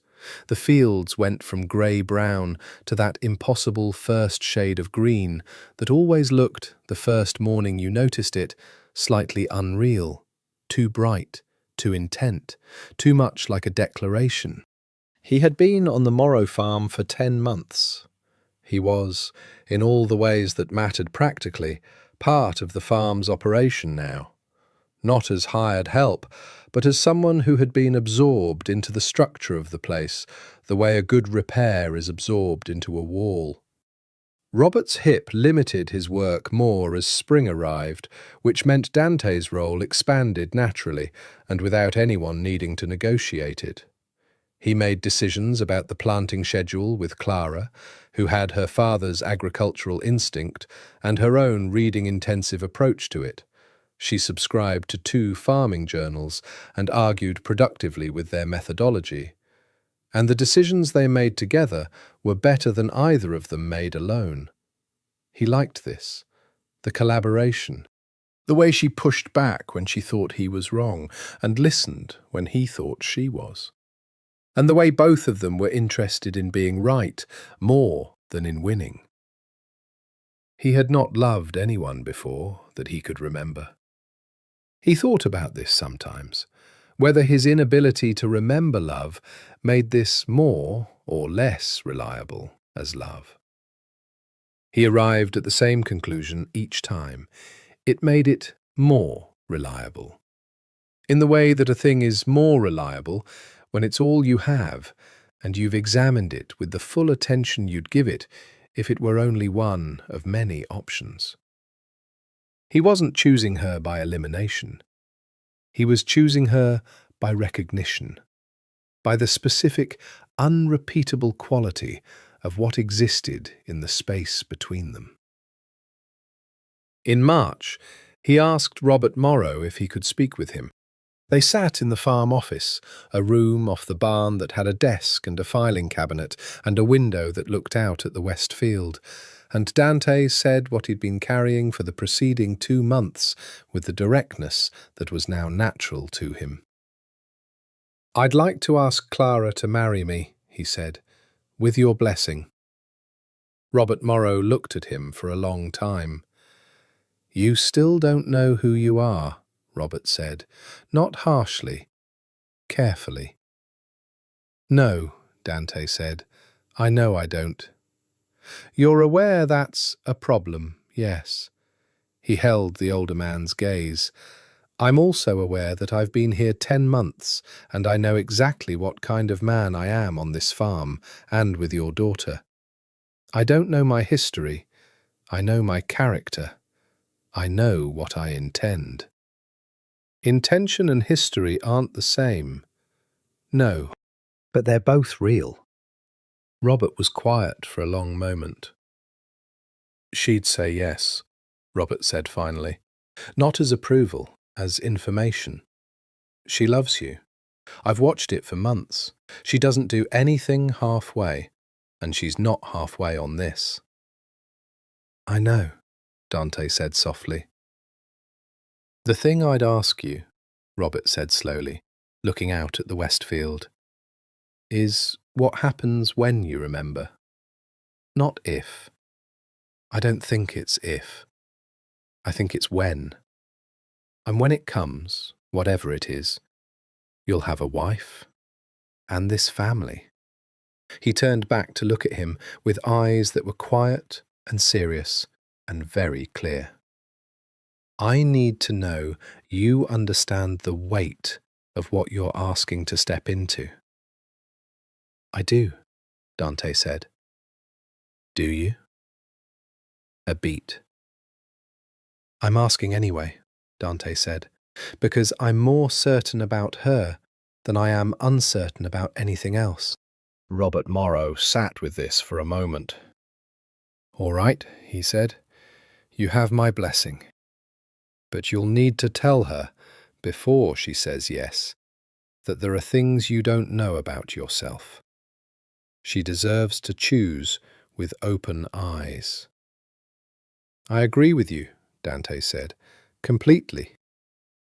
He found Clara in the kitchen garden that evening, marking out the spring planting rows with a string line and stakes, and she looked up when she heard him and smiled with the warmth that was only for him and that never failed to do something to the architecture of his chest. Clara, he said. Something in his voice caught her attention. She stood up. He told her first what Robert had said needed telling, all of it, as completely as he could. The certainty that there was a past he couldn't access, the flashes of dreams, the awareness that whatever he'd been before was something he might not recognize in himself now. The real and present fear that the locked room of his memory contained things that were difficult. She listened. She did not interrupt. I know all of this, she said when he finished. I've known since the beginning. You didn't tell me anything I haven't been thinking about. And, she exhaled, and I love the man who's been standing in front of me for 10 months. I can't love a hypothetical past. He went down on one knee in the spring mud of the kitchen garden, which was perhaps not what romantic proposals were supposed to look like, and which felt completely correct for exactly that reason. Clara Morrow, he said, will you marry me? She looked at him in the long, last evening light of March. Yes, she said, simply, without hesitation. He put a ring on her finger that he'd had made by a jeweller in Harlow, plain gold, nothing elaborate, because elaborate had felt wrong for a woman who wore small gold studs and rolled up her sleeves and meant what she said. And she looked at it, and then at him, and he rose from the mud, and she put her hands on his face and kissed him. And the spring was coming in all around them, with its unreasonable, declaring green. The dream was different. He had dreams regularly now, not the vague impressionistic fragments of the early months, but increasingly specific dreams, coherent and sequential, with the clear-edged quality of memory rather than imagination. He had learned to tell the difference.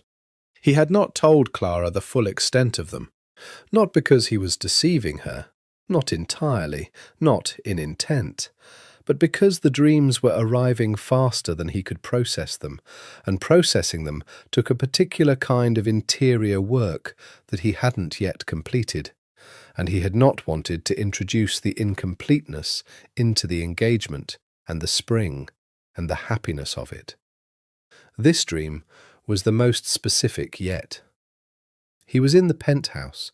He could see it clearly now, the 52nd floor, the wall of windows, the rain. A room of enormous, deliberate elegance that had been assembled to communicate power. He was standing at the window with a glass of whiskey he wasn't drinking, and he was dressed in black, and the city was below him like something he owned. He turned from the window and said something to a silver-haired man.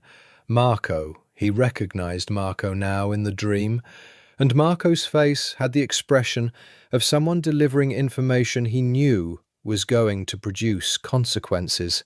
Tony's been meeting with the Federals. When? 3 months. Maybe 4. Who else? Ferrara, Bianchi, and 2 of the Petrov men. Clean it up. He woke in the dark, with his heart moving too fast and his hands clenched in the sheets. Clean it up. He knew what that meant. He knew with a certainty that went deeper than the dream, that surfaced from a stratum of knowledge that was muscle and nerve rather than conscious memory, what clean it up meant in the context it had been said. He lay there and breathed until the heart rate normalized, which was itself informative, that his body knew how to do this, how to absorb the shock of terrible knowledge and return to a functional state. It was not a civilian skill.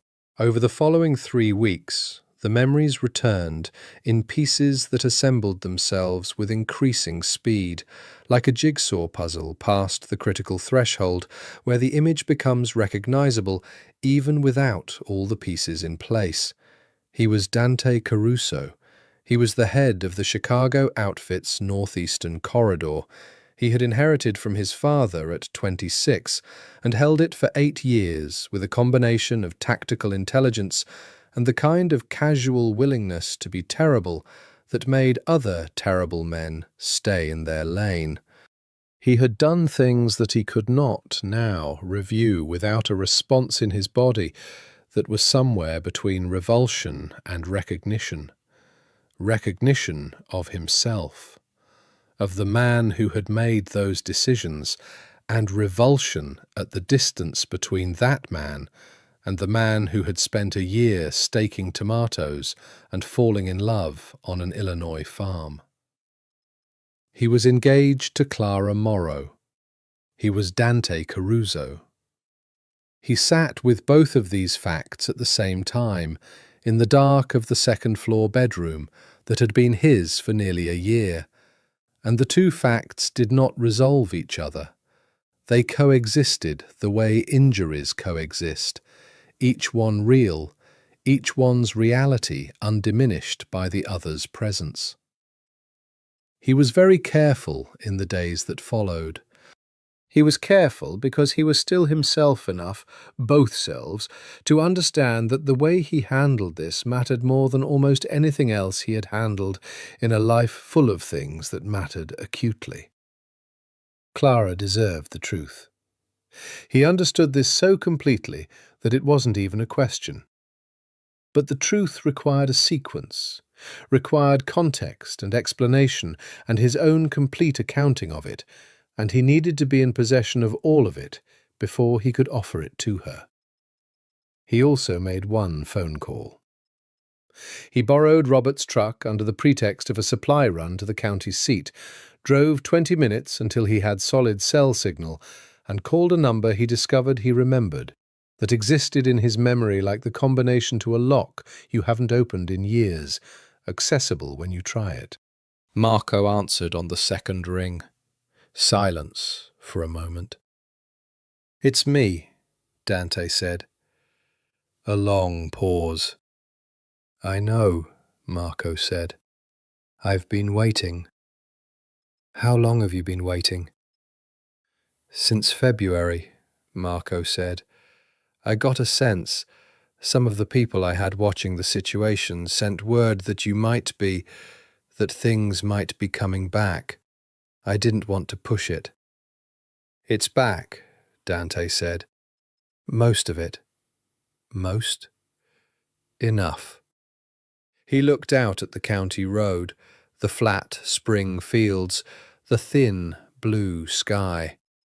What's the situation in Chicago? Changed, Marco said. Tony moved quickly after you disappeared, took the Ferrara faction, lost 2 of the 3 underbosses who weren't in his pocket, gained control of 4 operations, and spent the winter consolidating. He's not your father's family anymore, Dante. He's trying to build something new. And the men who were loyal to me? Waiting, Marco said. Word gets around that you survived. Not publicly, not enough to get back to Tony, but there are people who've been patient. Dante processed this. I need more time, he said. A pause. How much time? I don't know yet. He looked at the fields. I have things to deal with here first. Dante, Marco's voice shifted, careful. The woman. The farm. Silence. I'm engaged, Dante said. Marco was quiet for so long that Dante pulled the phone from his ear to check the signal. Marco, he said. I heard you, Marco said. I'm thinking. A pause. She doesn't know. Not yet. When are you going to tell her? Dante said nothing. She has to know, Marco said, not unkindly. You know that. I know, Dante said, and when she does, I'll handle it, Dante said, and heard his own voice in the word, the cold, certain register of Dante Caruso, and stopped. I'll handle it carefully, he amended, in Daniel Morrow's voice. Marco was quiet again for a moment. Be careful, Marco said. Both meanings. He drove back to the farm in the truck, with the spring fields on either side and the sky large and pale above everything, and he thought about 2 men in one body and 1 woman who deserved the whole truth from both of them. He chose a Sunday evening in April. Not because Sunday was specially suited to difficult conversations, but because the week's work had given them a particular companionableness, the kind of ease that comes from shared labour completed, and he needed her to be in a space of some equilibrium when he asked her to hold something very heavy. Robert and Eddie were both at the neighbours' for a spring planning meeting that typically ran late. The house was theirs. Clara had made dinner, a simple thing, pasta and bread and wine from a bottle they'd been saving for a specific occasion that had never quite arrived, and the table was lit by candles because the overhead fixture had burned out 2 days ago, and neither of them had replaced it, which now struck him as accidentally correct. She knew something was coming. She was perceptive enough that she'd have known for days, reading him with the quiet accuracy she brought to everything, and she was patient enough to let it arrive in its own time. He told her over dinner, and after dinner, and into the first hours of the night. And he told her all of it, everything, Dante Caruso, the outfit, the Chicago penthouse, and the 52 floors, and the 8 years of running an organization that dealt in things that did not bear describing at this kitchen table where the candles were burning down. The purge, Tony Ferrara, the shot from the ceiling, Marco driving him south through the dark because a hospital was a death sentence. The surgery on the table, and the darkness after it, and waking up in this room without a name. He told her what he had been before, in as much specificity as he could manage, because she deserved the full accounting and not the edited version. He told her about the decisions he had made and the things those decisions had produced. He did not soften it. He was not capable of softening it, not to her, not at this table, not with the candle burning between them. She listened. She did not interrupt. She held the wine glass without drinking from it for most of the time he was talking, and her face, he watched her face with the helpless intensity of a man watching the weather change over land he loves, went through things he couldn't entirely name. Not horror, exactly, not betrayal, something more complex than either of those, which was somehow worse. When he finished, the candles were almost gone. She set down the wine glass. She looked at the table for a moment. Then she looked at him. "When did you know?" she asked. Her voice was steady. "The memories started coming in late winter," he said. "Pieces, fragments. March, 3 weeks ago, the picture got clear enough that I understood who I was." "3 weeks," she said. "Yes. And you didn't tell me." "I was—" He stopped, tried again. "I needed to be sure of all of it before I brought it to you. That's the honest reason. I also—" He didn't look away. "I was afraid." "Of what?" "Of this." He gestured at the space between them. "Of the way you're looking at me right now." She looked at him for a long moment. "How am I looking at you?" she asked. "Like you're deciding," he said. "Like the decision is very large." She exhaled. It was a complex exhalation, tired and gathering itself. "The man I said yes to in the garden," she said slowly. "The man who's been here for a year. That's you." "Yes." "And the man you're telling me about, the one in Chicago, that's also you." "Yes," he said. "That's what I'm telling you. I can't separate them. I've tried. They're the same person." She stood up and walked to the kitchen window and stood looking out at the dark farm. He stayed where he was, because it was her right to have the space, and he did not want to be the kind of man, either of his men, who filled space because he was uncomfortable with its absence. "You're not going to tell me," she said slowly, still facing the window, "that the man in Chicago wasn't really you, that it was a different person?" "No," he said, "I'm not going to tell you that. It would be easier if I did. It would be false." She turned around. "I appreciate that," she said, and then, "I'm going to need time." "As much as you need," he said. "I'm not—" She stopped. Her hand came up to the ring on her finger briefly, and he watched this with a stillness that cost him considerably. "I'm not taking this off," she said. "I'm not— I need to think. I need days, maybe more, but I need you to stay. I need you to not disappear." "I won't," he said.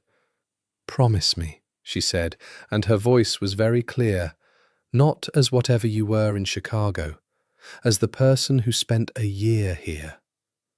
"I promise," he said. He meant it with everything he had, which was the only currency he'd ever trusted when it really mattered. She went upstairs. He stayed at the table long after the candles guttered, sitting in the dark kitchen of the woman he loved, holding the full weight of everything he was. The week that followed was the most difficult of his life, both of his lives. He worked the farm as he always had, early mornings, full days, the physical labour that had been his sanity for a year, and that he held to now like a rope in dark water. Clara worked alongside him because the farm didn't pause for emotional reckonings and because she was not the kind of person to stop doing what needed doing while she was thinking. They worked side by side and ate together at the family table and said the practical things that needed saying, and there was a quality to the space between them that he experienced as something physical, a texture like the air before a storm, charged and waiting. Robert Morrow said nothing to either of them. He watched in his quiet way, and his face held the compassion of a man who understood that some things couldn't be helped from outside and would only be damaged by the attempt. Eddie was harder. He came to find Dante in the barn on the third day of the week, and his face had the particular mixture of hurt and anger that belongs to people who feel they've been deceived on behalf of someone they love.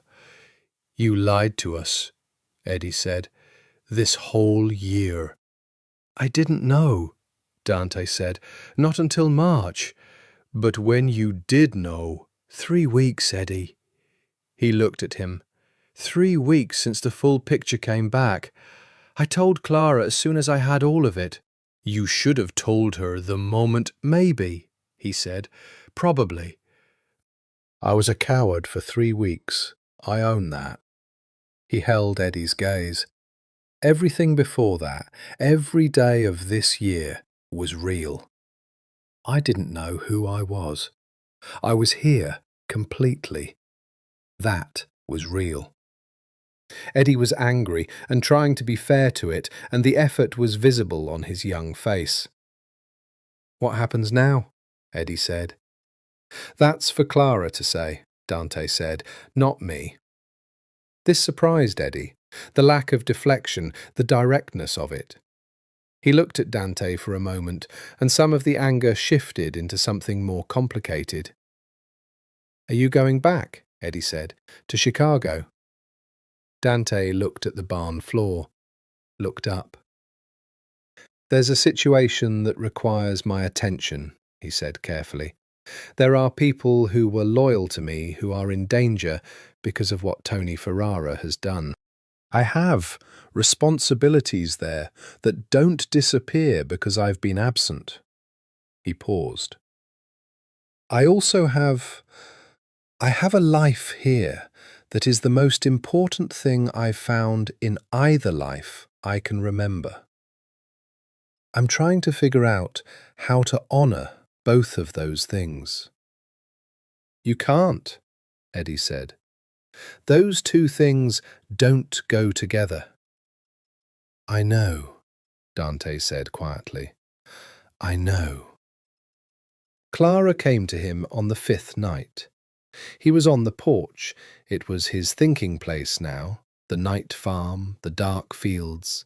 And she came out in her jacket and sat in her chair, and he sat in his, and she looked at the stars for a while. "Tell me something," she said finally. "Honestly." "Anything," he said. "The man you were, the one who ran that organization in Chicago, the man who made those decisions." She looked at him. "Is he gone? Or is he just waiting?" He thought about this with the full honesty it required. "He's not gone," he said. "He's me. The memories are back, and I'm both. I can feel him in how I think, in the way I read rooms, in the way I handle problems. Some of it," he paused, "some of it I'm glad to have back. The capacity for that kind of clarity, the strategic thinking. But the cold of it, the absolute zero of it, that part feels—" He stopped again, searched. "Foreign. Like a language I used to speak fluently that I've partially forgotten." "Is that because of the amnesia?" she asked. "Or because of this year?" "This year," he said, without hesitation. "You changed me, Clara. Not by trying to, just by being exactly what you are. Just by being someone worth changing for. She was quiet for a long moment. I'm not a redemption story, she said carefully. I can't be the thing that fixes you. That's not fair to either of us. I know, he said. I'm not asking you to fix anything. I'm saying that living alongside someone of your particular character for a year did something to me that He stopped. That I'm grateful for, regardless of what you decide. Regardless, she repeated. She looked at him. You mean if I say no? If you decide the full truth of who I am is something you can't be with, he said, I would understand it. I would want you to make the choice that's right for you. Would you fight it? She asked. He looked at her. Yes, he said simply. She looked at him for a long, level moment, and then something in her face made a decision. So would I, she said. He stared at her. I love you, she said. Not the version of you with no past and no complications. You, the complicated version. The man who woke up in my grandmother's room and learned to stake tomatoes and stayed. She paused. I'm not saying I'm not frightened. I'm saying I'm choosing anyway. He reached across the space between their chairs and took her hand, and she held it, firmly, the way she did everything. I have to go to Chicago, he said. There are things there I can't leave, people I have responsibilities to. It has to be dealt with. I know, she said. I'm coming back, he said. I know that too, she said. Just come back whole. He held her hand in the dark and thought about what whole might mean for a man who was two men. He didn't know yet, but he intended to find out. Chicago in April was doing its characteristic thing, pretending spring was happening while deploying 40-degree temperatures and grey horizontal rain. He'd forgotten how the city smelled after a year of river-bottom air and livestock and cut hay. It smelled of concrete and ambition and 1,000 different human negotiations happening simultaneously in very small spaces. Marco met him at an address in Lincoln Park that had nothing to do with the outfit's usual infrastructure. A small restaurant owned by a man who owed Marco rather than Dante, which meant it was as clean a location as they were likely to find. Marco looked older than the version of him that had been at the farm 18 months ago. Not different, just more used. You look... Marco stopped. Different, Dante said. Better, Marco said. You look... better. A pause. Different, too. They sat in the back booth, and Marco laid out the year's architecture. Tony Ferrara's consolidation, the new alliances, the operations that had changed hands, the men who had stayed loyal, and the men who had not. The federal investigation that had continued in the background regardless of the internal reorganization, because the federal government's interest in the Chicago outfit was not dependent on who was nominally running it. Tony thinks you're dead, Marco said. Better that he keeps thinking it for now, Dante said. You want to move against him? I want to stabilize the situation, Dante said carefully. I want the men who were loyal to me to be safe. I want the operations that are harming the most people to stop. He paused. I don't want to rebuild what was there.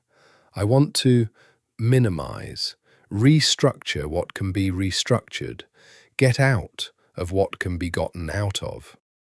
Marco looked at him for a long moment. You're not the same, Marco said.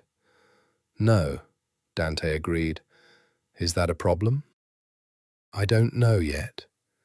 He looked at his hands, the farmer's hands now, calloused in different places than the version that had once held court in a penthouse. Tell me about the people who've been waiting. Over the next week, he moved through Chicago like a ghost, present but unofficial, visible only to the people who needed to see him. He met with the 3 underbosses who had remained loyal to the Caruso name in Tony's absence. He met with the family attorney and the financial operations manager, the legitimate side people whose work insulated the whole structure from direct exposure. He had 3 conversations that he would not remember afterward in their specifics, because the specific things said in those conversations were the kind that people who survived in his world learned very quickly not to retain in any form.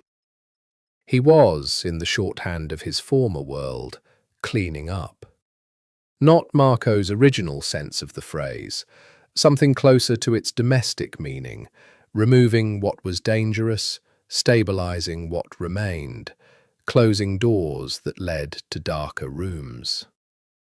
He thought about Clara every day, not with the distracted half-attention of someone whose mind has wandered, but with the deliberate, present-tense clarity of a man who has identified what he is working toward and keeps it in his sightline. He called her every evening from a phone that couldn't be traced, Marco's insistence, which he'd agreed to because Marco was right. And she answered every time, and they talked about the farm, about the spring planting, about what Eddie had said at dinner, about the pair of nesting birds that had appeared in the east barn's upper loft. Normal things. Real things. "How is it there?" she asked on the 3rd day. "Cold," he said. "The city is cold." "Cold like the temperature, or cold like—" "Both," he said. She was quiet for a moment. "Are you safe?" "Yes," he said. And then, because she deserved the complete version, relatively. "Dante," she said, and he noticed it, the use of his full name, and understood that she was using it as something anchoring. Dante, not Daniel. Not the farm name, the real name, held by a woman who had chosen to hold it. "I'm being careful," he said. "That's not the same as safe." "No," he agreed, "but it's what I have." "Come back soon," she said. "I will," he said. And then, "I love you." A beat. She said it back, clearly, without the performance of sincerity, just sincerely. And he held the phone after the call ended and stood in the Chicago dark and thought about 83 acres of bottomland and a woman with amber eyes who rolled up her sleeves and meant what she said. He had business here. He was not the man who walked away from his responsibilities, even the terrible ones, especially the terrible ones, because the people who survived in this world did so partly by being men of their word, even when the word was a dark one. But he was also, irrevocably, the man from the farm. He was learning to be both at once. Tony Ferrara made his mistake on a Wednesday. He'd always been impatient. This had been his characterological liability as long as Dante had known him, the willingness to move too soon because waiting felt like losing ground. He had consolidated his position over a year, and some part of him had decided that the consolidation was complete, that the story was finished, that the silence from Dante's direction meant the story was finished. He was wrong. The intelligence came to Dante through a channel he wouldn't have trusted a year ago, one of the captains who had nominally gone over to Tony, but who had, it turned out, done so pragmatically rather than ideologically, and who was now prepared to be pragmatic in a different direction. The intelligence was specific and actionable, and, in the cold part of Dante's mind that the year on the farm had not touched, immediately clarifying. Tony had made arrangements to expose the remaining loyal underbosses to a federal investigation he'd been quietly cultivating, using the existing probe as a weapon, feeding information selectively. It was elegant, in the particular ugly way that betrayal within a criminal organization tends to be elegant, using the outside world's machinery against internal opponents, keeping his own hands clean. Dante spent 2 hours thinking about it in the Lincoln Park restaurant, with Marco across from him and a pot of coffee between them. Options, he said. Marco listed them. They were not pleasant options. They were the options available in the world he'd built, and then walked away from, and then returned to, and he did not pretend to himself that the unpleasantness was someone else's problem. There's a version of this, Dante said slowly, where Tony gets what he wants, and the people he's targeting simply disperse, leave, are out of reach when the federal exposure happens. Marco looked at him. You're talking about dismantling. I'm talking about an exit strategy, Dante said. For the people who were loyal to the Caruso name, give them clean exits, resources, new cities. He paused. And then let Tony have what's left, which would be considerably less than he thinks. And the federal investigation gets what Tony gives them, Dante said, which is Tony's problem. Marco was quiet for a long time. You're serious, Marco said. Completely. This is not... Marco stopped, started again. This is not how this is done. I know, Dante said. I'm doing it differently. Marco looked at him with the expression of a man who has been with the same person through an enormous change and is still calibrating the new coordinates. The woman, Marco said, not judgmentally, almost with wonder.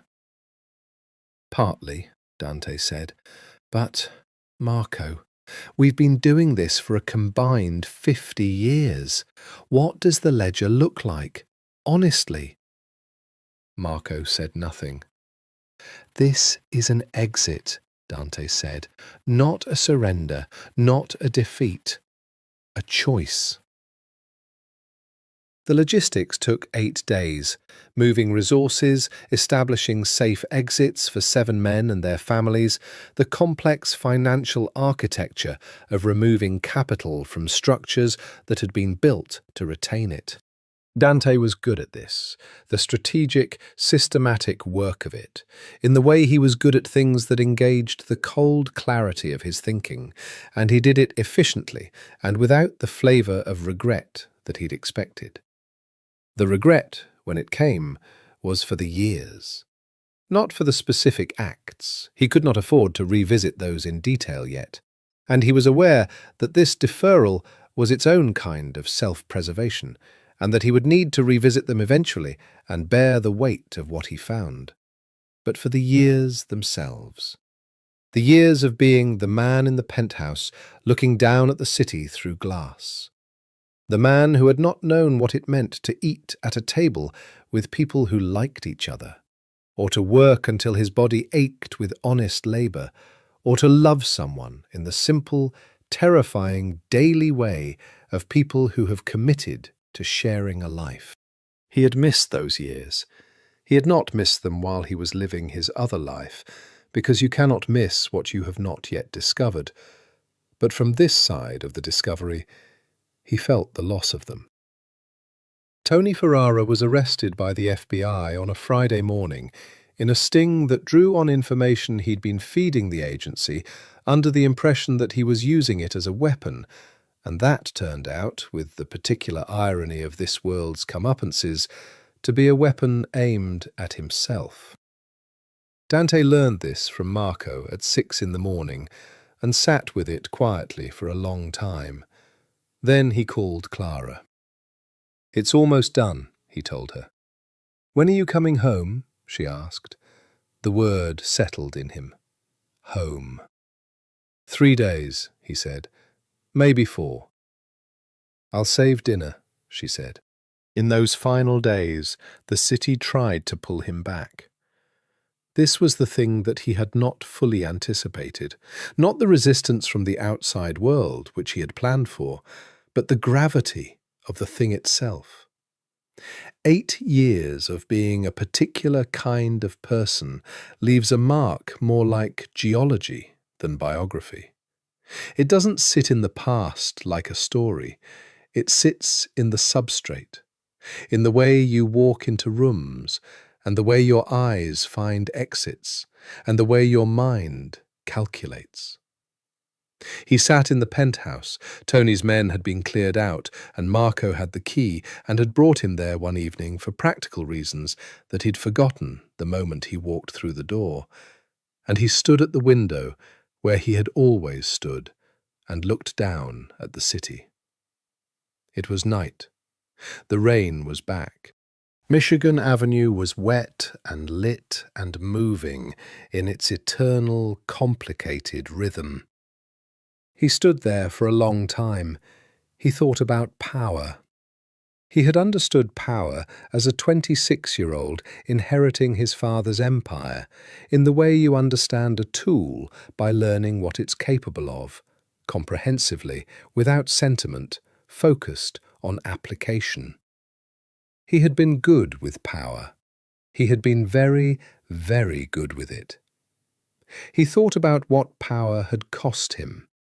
Not in the abstract moral sense, though that was real, and the weight of it sat in him now in a way it never had when he'd been the man who stood at this window regularly, but in the specific sense of what had been absent from those 8 years. What the penthouse and the 52 floors and the city below him had been a substitute for. He poured a glass of whiskey. He drank it this time. It was very good whiskey. 40 years old, from a bottle he'd opened once and then preserved for what? Occasions that had never felt adequate? Moments that never quite earned the particular excellence of the thing. He thought about a woman pouring coffee before dawn in a farmhouse kitchen, the smell of it the first smell of every morning.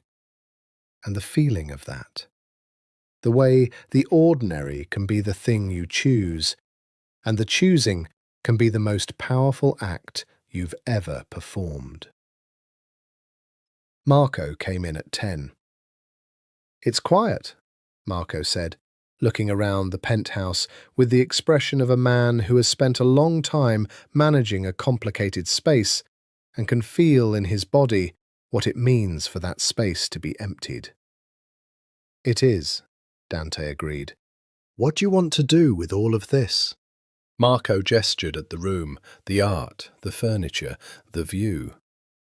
Dante thought about it. Sell it, he said. The penthouse, the legitimate holdings, the hotels, the restaurants, keep those running as actual businesses. Find managers who know how to run them without the rest. He paused. The rest?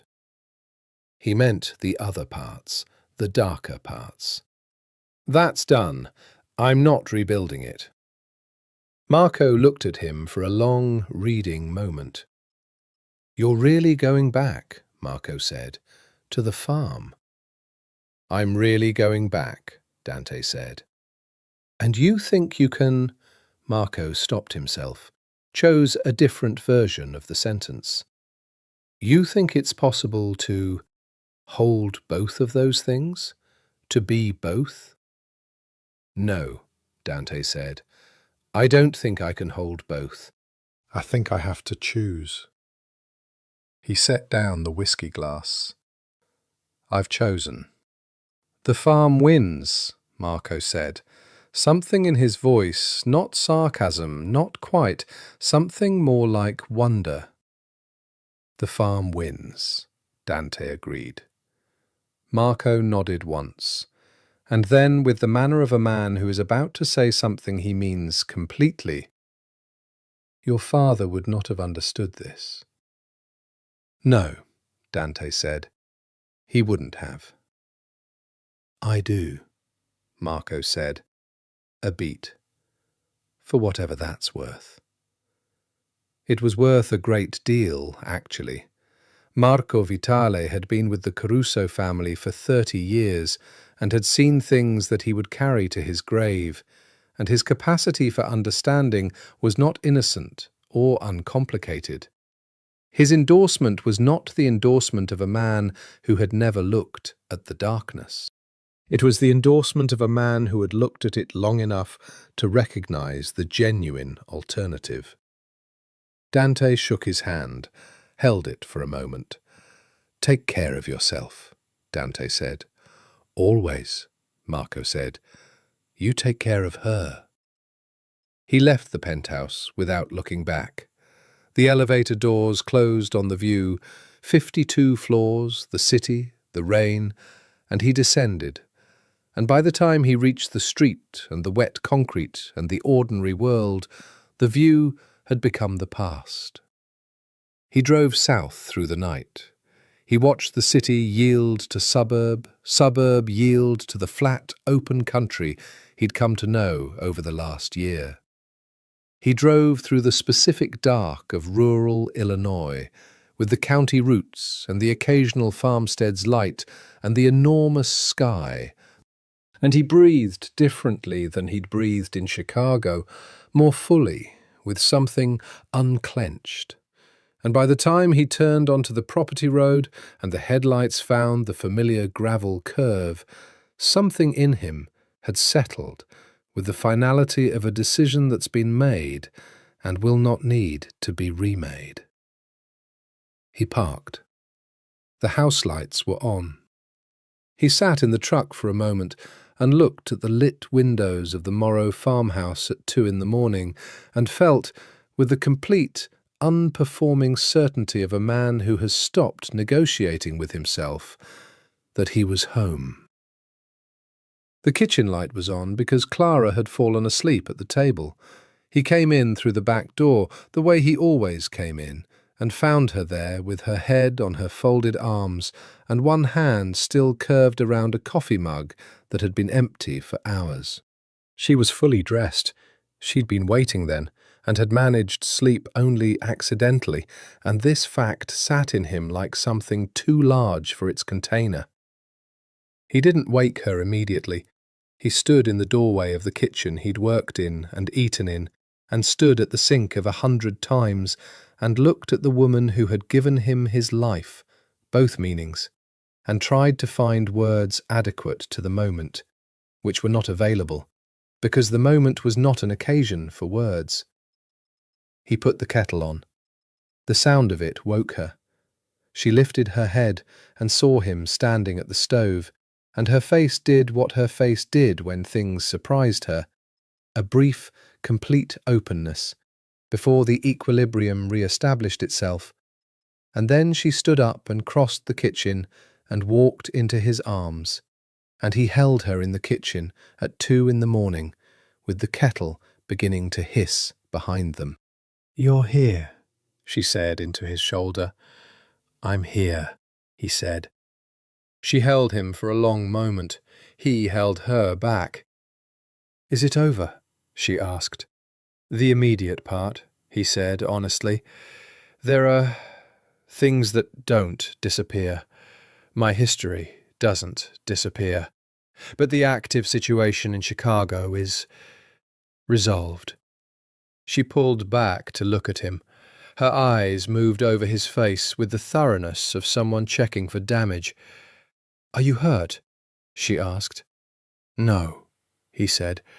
"Are you—" She stopped, started again. "Are you— you?" He understood the question precisely. "Yes," he said.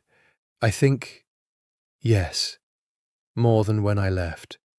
She nodded, taking this in, And then she moved past him to the kettle before it could make more noise and wake the house, and she made tea in the practiced way of someone who has made tea in the same kitchen thousands of times, and he sat down at the table and watched her. "I want to tell you something," he said. She turned to look at him. "What I did in Chicago, the closing down of it, the exit I arranged." He paused. "I know it doesn't undo anything. I know the weight of what I built doesn't disappear because I chose to leave it. I'm not asking you to treat it as cancellation." "I know," she said. "But I want you to know that it's done, that I'm not—" He looked for the right way to say it. "That I'm not managing two worlds simultaneously and asking you to be part of the one that's presentable. I'm here, completely." She set the tea in front of him and sat down across the table, in her chair, and looked at him in the kitchen light. "I believe you," she said. "Just like that?" "I've been watching you for 14 months, she said. "I know what you look like when you're telling the truth." A pause. "You always look like this."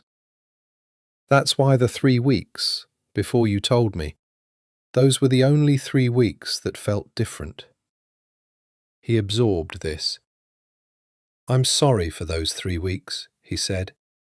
"I know." She wrapped her hands around her mug. "I know you were afraid. I understood it, even when it hurt." He looked at her across the table. "Marry me," he said. Not again, not a repeat of the garden proposal. A new one, a more complete one, from the complete version of himself. She looked at him. "You already asked me," she said. "I asked you as Daniel," he said, "a man who didn't know who he was. I'm asking you now as Dante, who knows exactly who he's been and exactly who he wants to be." She was quiet. "Both things," he continued. "Not just the farm version, the full version. The man who has a difficult past and a genuine present and, if you'll have him, a future on this land with you." Clara Morrow looked at Dante Caruso across the kitchen table at 2 in the morning and did what she always did. She looked at him squarely, without deflection or performance, and she took the time to be sure before she opened her mouth. "Yes," she said, "both things. Yes." He reached across the table and took her hand, and she laced her fingers through his, and they sat in the kitchen in the particular stillness of people who have arrived at something, who have survived the distance between where they started and where they're sitting, and who are willing to call it worth it. Robert Morrow's voice came from the hallway. "I told Eddie he was here. Eddie owes me $5. Clara covered her smile with her free hand. Dante looked at the hallway, and then at Clara, and then at the ceiling, and then he laughed, fully, without reserve, the laugh of a man who has not laughed like this in a very long time, and the sound of it in the kitchen was the warmest thing he had ever heard himself make.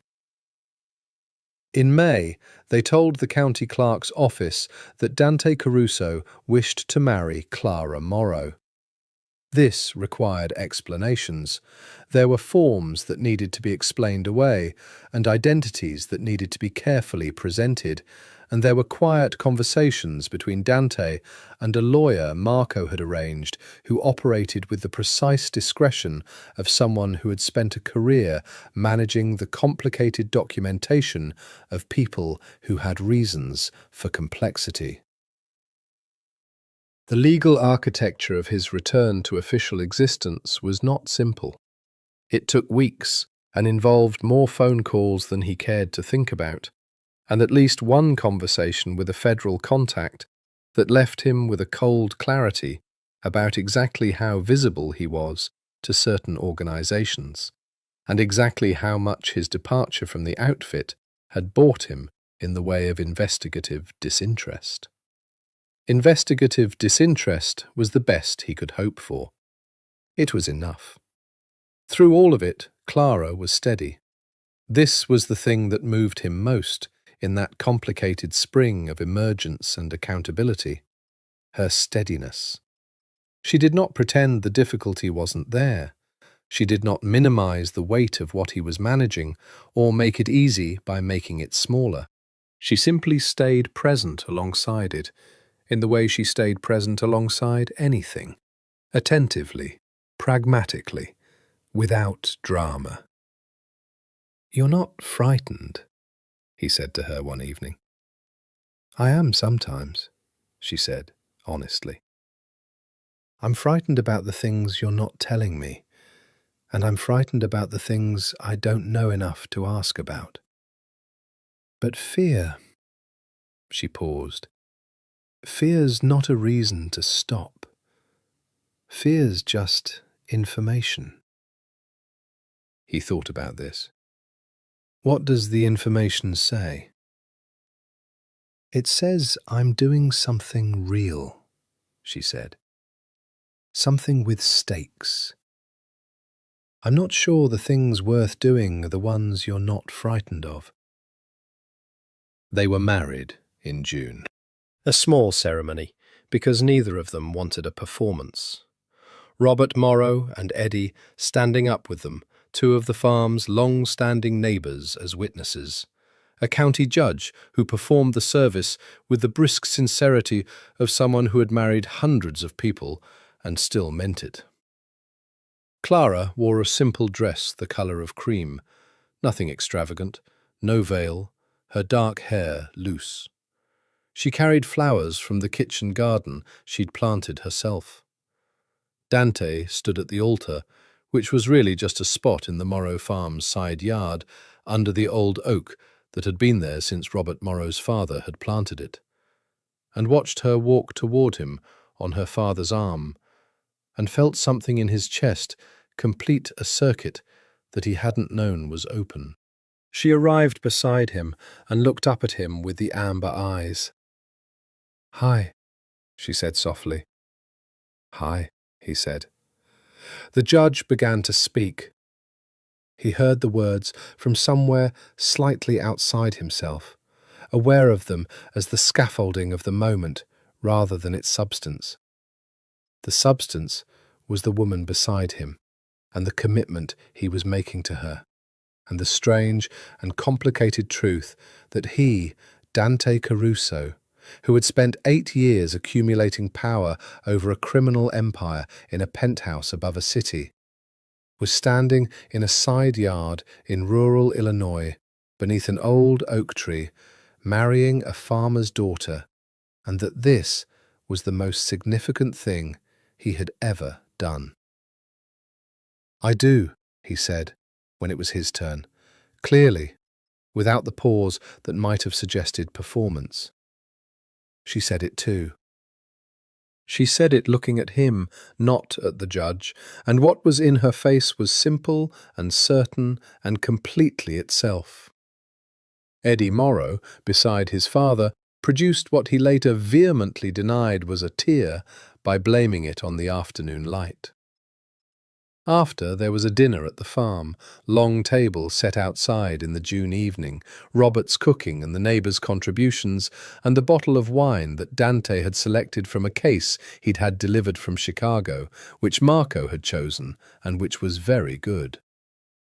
The evening was warm and clear, and the farm looked like itself at its most essential, the fields green and grown, the structures solid and purpose-built, the evening light falling across everything with the particular generosity of long summer evenings. He sat at the table with Clara's hand in his and looked at the company around him, small, specific, genuine, and thought about the penthouse and the 52 floors and the city below, and he thought, this is the thing you can't build. The other thing, the power, the empire, the organization that can be built, and he had built it, and he knew from the inside exactly what it was, extraordinary and hollow. This couldn't be built. It could only be grown, slowly, over time, from the particular soil of honest work and genuine people, and the willingness to be present in a life rather than to own it. He had found it without meaning to. He had almost lost it through fear. He had come back to it through choice. He raised his glass. "To the farm," he said. Robert Morrow raised his. Eddie Morrow raised his with a grin that was too big to contain. Clara raised hers and looked at him with the smile he loved. "To the farm," she said. The second summer was different from the first. Not in the work was the same, because good land demands consistent attention, and the relationship between a farmer and the land is not one of novelty, but of recurring commitment. The same tasks in the same seasons, approached with whatever you've learned since the last time. But in the texture of his existence on it, he was, in the fullest sense he had yet managed, present. The year before, even in its best moments, even in the barn in the storm, even in the kitchen garden at dawn, there had been a quality of held breath to him, a reservation he hadn't been able to name. The future had felt provisional, contingent on something he couldn't yet see. Now the future felt like the thing that followed naturally from what was here. The farm, the family. The woman who woke before dawn and made coffee and came alive in the pre-dawn hour in a way that he had organized his own mornings around for 15 months now. He found a therapist. This surprised him when he decided it, arrived as a thought one morning in August while he was checking the creek level after a heavy rain, and he examined it from several angles and concluded it was correct. He had spent a year and a half inside the machinery of his own transformation without any external perspective on it, and there were things in his history that were going to require the kind of attention that neither love nor labour could provide alone.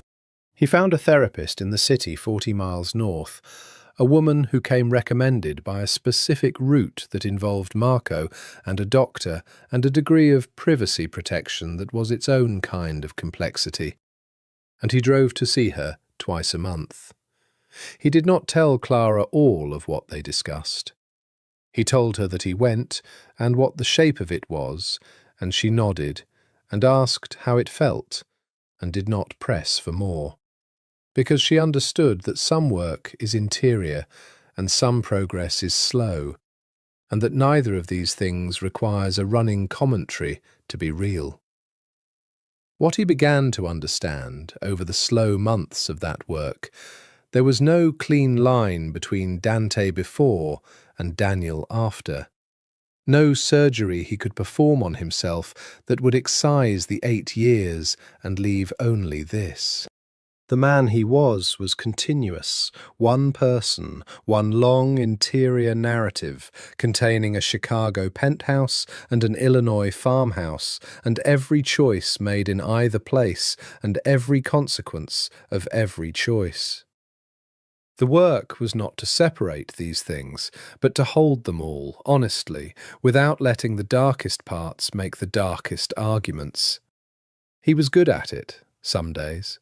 Less good on others. Clara sat with him on the hard days without trying to fix the hardness. "You don't have to make it better," he told her once. "I know," she said. "I'm just here." He stopped, tried again. "That's actually a great deal." "Good," she said. And then, with a small, real smile, "I'm glad you noticed." Robert Morrow's hip required surgery in September. It was planned and routine and went well, but the recovery was 6 weeks, which put him out of the autumn harvest preparations entirely. Dante and Eddie and 2 hired men from the neighbouring county brought in the harvest in 11 days of work that Eddie later described as the most productive thing he'd ever participated in, while simultaneously being the hardest 11 days of his life.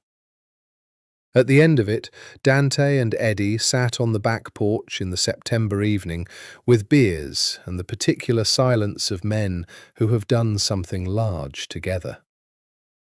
"You're not going anywhere," Eddie said. Not a question this time. "No," Dante said. "You know what I think?" Eddie said. "Tell me." I think you were always this guy. The guy who's here. I think maybe that's why the other thing, the Chicago thing, I think maybe that's why it went the way it went, because you were always supposed to be here, and you didn't know it." Dante looked at him. Eddie was 23, and he said things sometimes with the unstudied accuracy of someone who hasn't yet learned to second-guess his own perceptions. "That's a generous interpretation," Dante said. "It's not generous," Eddie said. "It's just what I see." Dante thought about this for a long time. He thought about his grandfather, who had built the outfit empire from fists and favours, his father, who had expanded it with fear and precision. The long inheritance of that, the assumption that the organisation was the destiny, that the Caruso name meant only one thing, and that thing was the penthouse and the 52 floors and the city seen from above. He thought about what it would mean to make the name mean something different. He thought that his grandfather would not have understood it. He thought that he was fine with that. "You're a good kid, Eddie," he said. "I know," Eddie said, without false modesty. They drank their beers in the September dark and listened to the farm settle around them. Inside, he could hear Clara talking to her father, whose voice had the particular lightness it got when he was in a good mood. And Robert Morrow was in a good mood this evening, because the harvest was in, and his family was around him, and the farm was sound, and the hip was healing. The lightness in his voice was the sound of a man who had made the thing he'd intended to make, and was still around to hear it operating. Dante listened to it and felt something that he had no prior vocabulary for, and that he was learning, slowly, to call contentment. November of the second year came in gently, without October's usual announcement. It was the kind of November that makes you wonder if the season has changed its character, if this year specifically will be different, until the first real cold arrives and clarifies, as it always does, that some things are what they are, regardless of how the early evidence seems. But in the first week, with the light long and golden across the turning fields, and the air carrying the clean cold of autumn without yet its edge, the farm had the quality of something in the process of being appreciated rather than merely experienced. Clara was pregnant. They'd known for 3 weeks, had told her father and Eddie with the particular happiness of good news shared among people who will understand its fullest weight. Robert Morrow had sat very still for a moment, and then had gone and found a bottle of something he'd been keeping in the cabinet above the refrigerator for a specific occasion. And they'd all had a glass, and he had raised his glass to Dante with the expression of a man who has revised all his initial assessments and arrived at something he couldn't have predicted from the starting information. Eddie had hugged his sister, and then shaken Dante's hand, and then changed his mind about the handshake and hugged him instead, which Dante had returned fully, because it was completely warranted. He lay awake some nights thinking about it, about what it meant to be a father, about the inheritance question, not of property or money or organizational structure, but of character. What do you hand down when you hand down yourself? He thought about his own father, the fear and precision, the cold certainty of a man who had understood the world as something to be managed rather than inhabited. The love that existed in that man. Dante was old enough and honest enough to know it had existed, expressed almost entirely in the idiom of power and protection, which was the only idiom available to him. He did not want that inheritance. He thought about Robert Morrow, who got up every day and did what needed doing with a consistent, unostentatious competence, and treated the people around him with an undemonstrative decency that was more reliable than any declaration, who had taken in an unconscious stranger on the word of his daughter and managed the situation with pragmatism and dignity, and not a single moment of self-congratulation. He thought, that is what I want to hand down. He and Clara talked about it. This was new to him still, the talking, the willingness to bring the interior material into the space between them and let her see it in process, rather than only after he'd arrived at conclusions.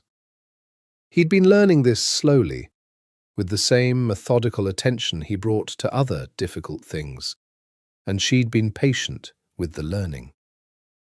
"What worries you?" she asked, one evening in the November warmth, her hand on the new, small roundness of her stomach that he could not look at without feeling something too large for ordinary vocabulary.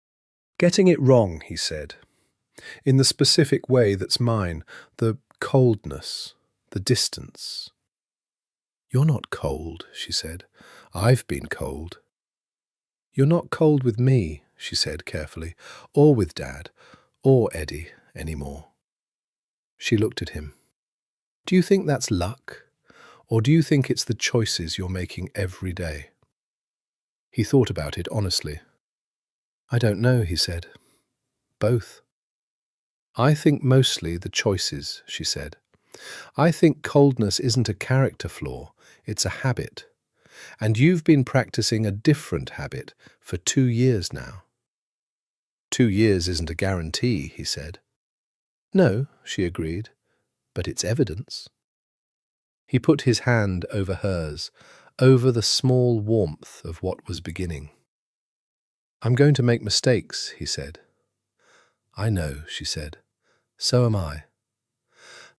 "And He stopped, tried again. "I want to promise that when I do, I'll be the kind of person who can look at them, who doesn't deflect from them." "I know," she said, and then, "I trust you." He sat with those 3 words. He thought about trust, the currency of this world, the one you spend carefully and never stop auditing. He thought about how Marco had once said trust to him and meant reliability in a specific context under specific conditions. He thought about how Clara said it and meant, "I have seen who you are, and I'm choosing to believe in what I've seen." These were not the same thing. "Thank you," he said. "You don't have to thank me," she said. "It's not a gift. It's just what's true." The long November light came through the farmhouse windows and made gold of everything. The kitchen, the table, the woman beside him, the hand she had given him to hold.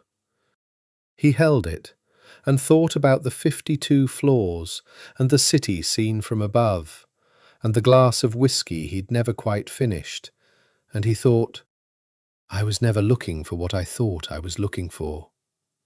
He'd been looking for this.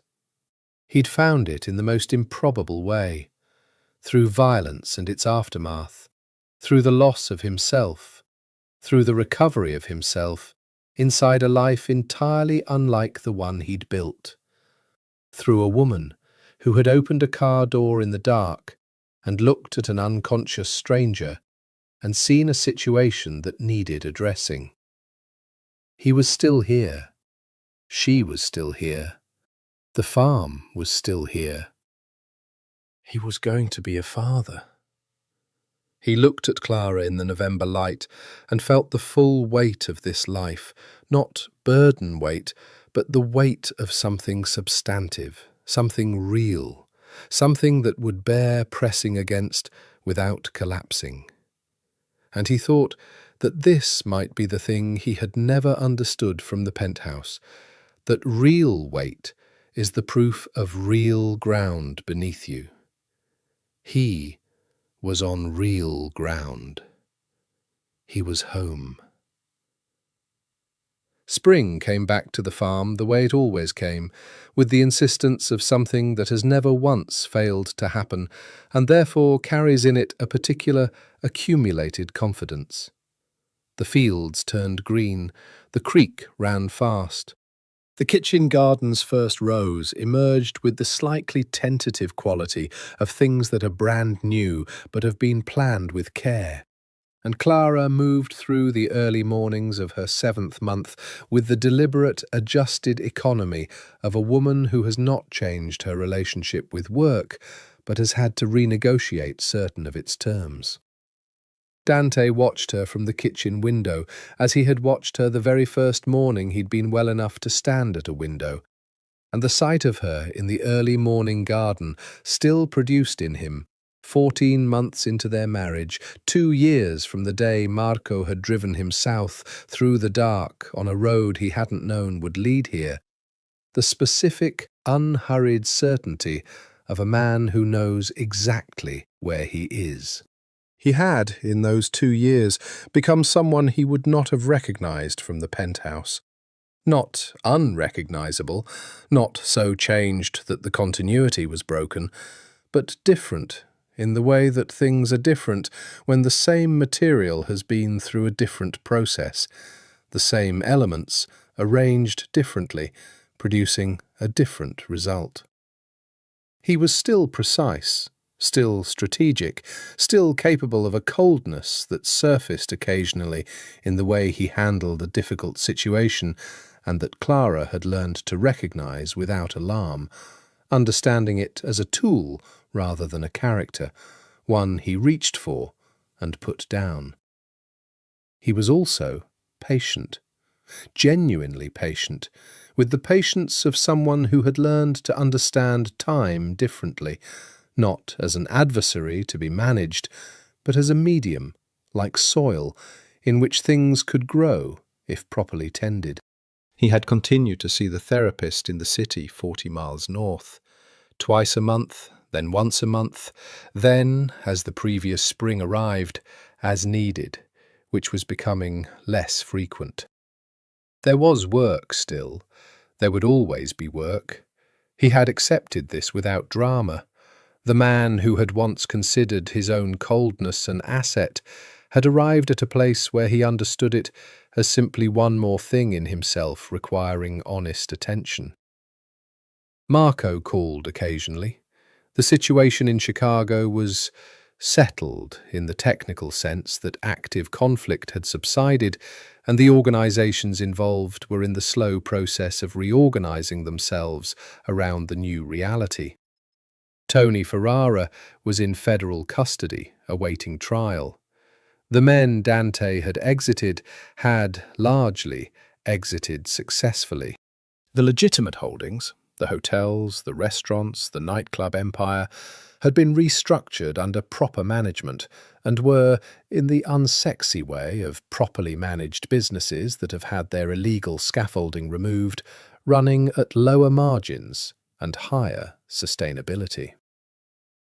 "You're a legend," Marco told him once, with the dry quality of a man reporting something he finds simultaneously true and absurd. "The boss who walked away from it all, for a farm girl." "Don't call her that," Dante said, without heat.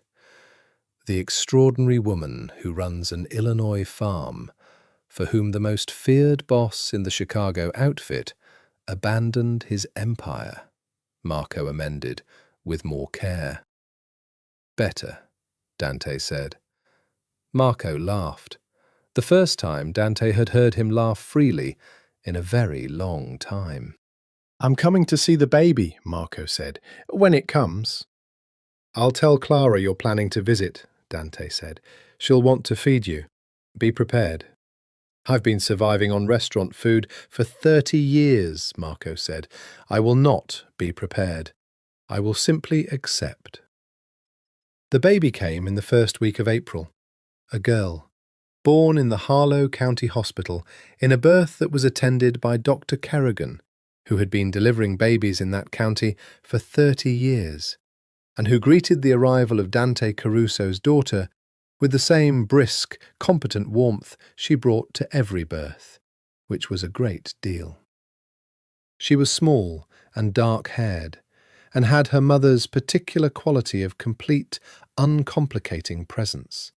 Even in the first hours, she was simply and entirely there, with the specific confidence of someone who had arrived at exactly the right place and was making no apologies for it. He held her in the hospital room while Clara rested. He held his daughter and stood at the window of the Harlow County Hospital and looked out at the April landscape. Not 52 floors up, not a city of ambition and industry and the ordinary machinery of complicated lives, but the flat Illinois country in the first green of another spring, and he felt the full, particular weight of what he was holding. He had built an empire. He had run it with precision and fear and the cold certainty of a man who had understood power as its own end. He had achieved, in the conventional understanding of that world, extraordinary things. He had also woken up on a farm with no name and been given back a life he hadn't known to want, by a woman who had opened a car door in the dark and made a decision that was, by any rational accounting, inadvisable. And this small, dark-haired person in his arms, with her mother's quality of complete and uncomplicating presence, was what the farm had grown, was what the choice had made possible, was the thing that no amount of 52 floors would ever have arrived at. He thought, I will tell her. When she was old enough, when she could hold the whole complicated thing at once, he would tell her about both of his fathers, the one he'd been born to and the one he'd become, and about the woman who had made the second one possible, who was sleeping in the hospital bed behind him with the deep, specific sleep of someone who has just done something very large. He would tell her that power is not what you accumulate over others, that it's what you choose to build and what you choose to leave, and that the choosing is the whole of it. He would tell her that the most powerful thing he had ever done was walk into this life and stay. He stood at the window with his daughter in his arms and the April light coming in on both of them, and the spring going on outside in its confident and particular way, and he thought, yes, this was the whole thing. This was what remained when everything else had been stripped away and examined and accounted for. This woman, this land, this child, this morning. He went back to the bedside. He sat down beside Clara, who stirred and opened her eyes and looked at him and the baby, with the amber gaze that was, after all this time, still the most honest thing he had ever been looked at with. "Hi," she said. "Hi," he said. "How is she?" "Perfect," he said.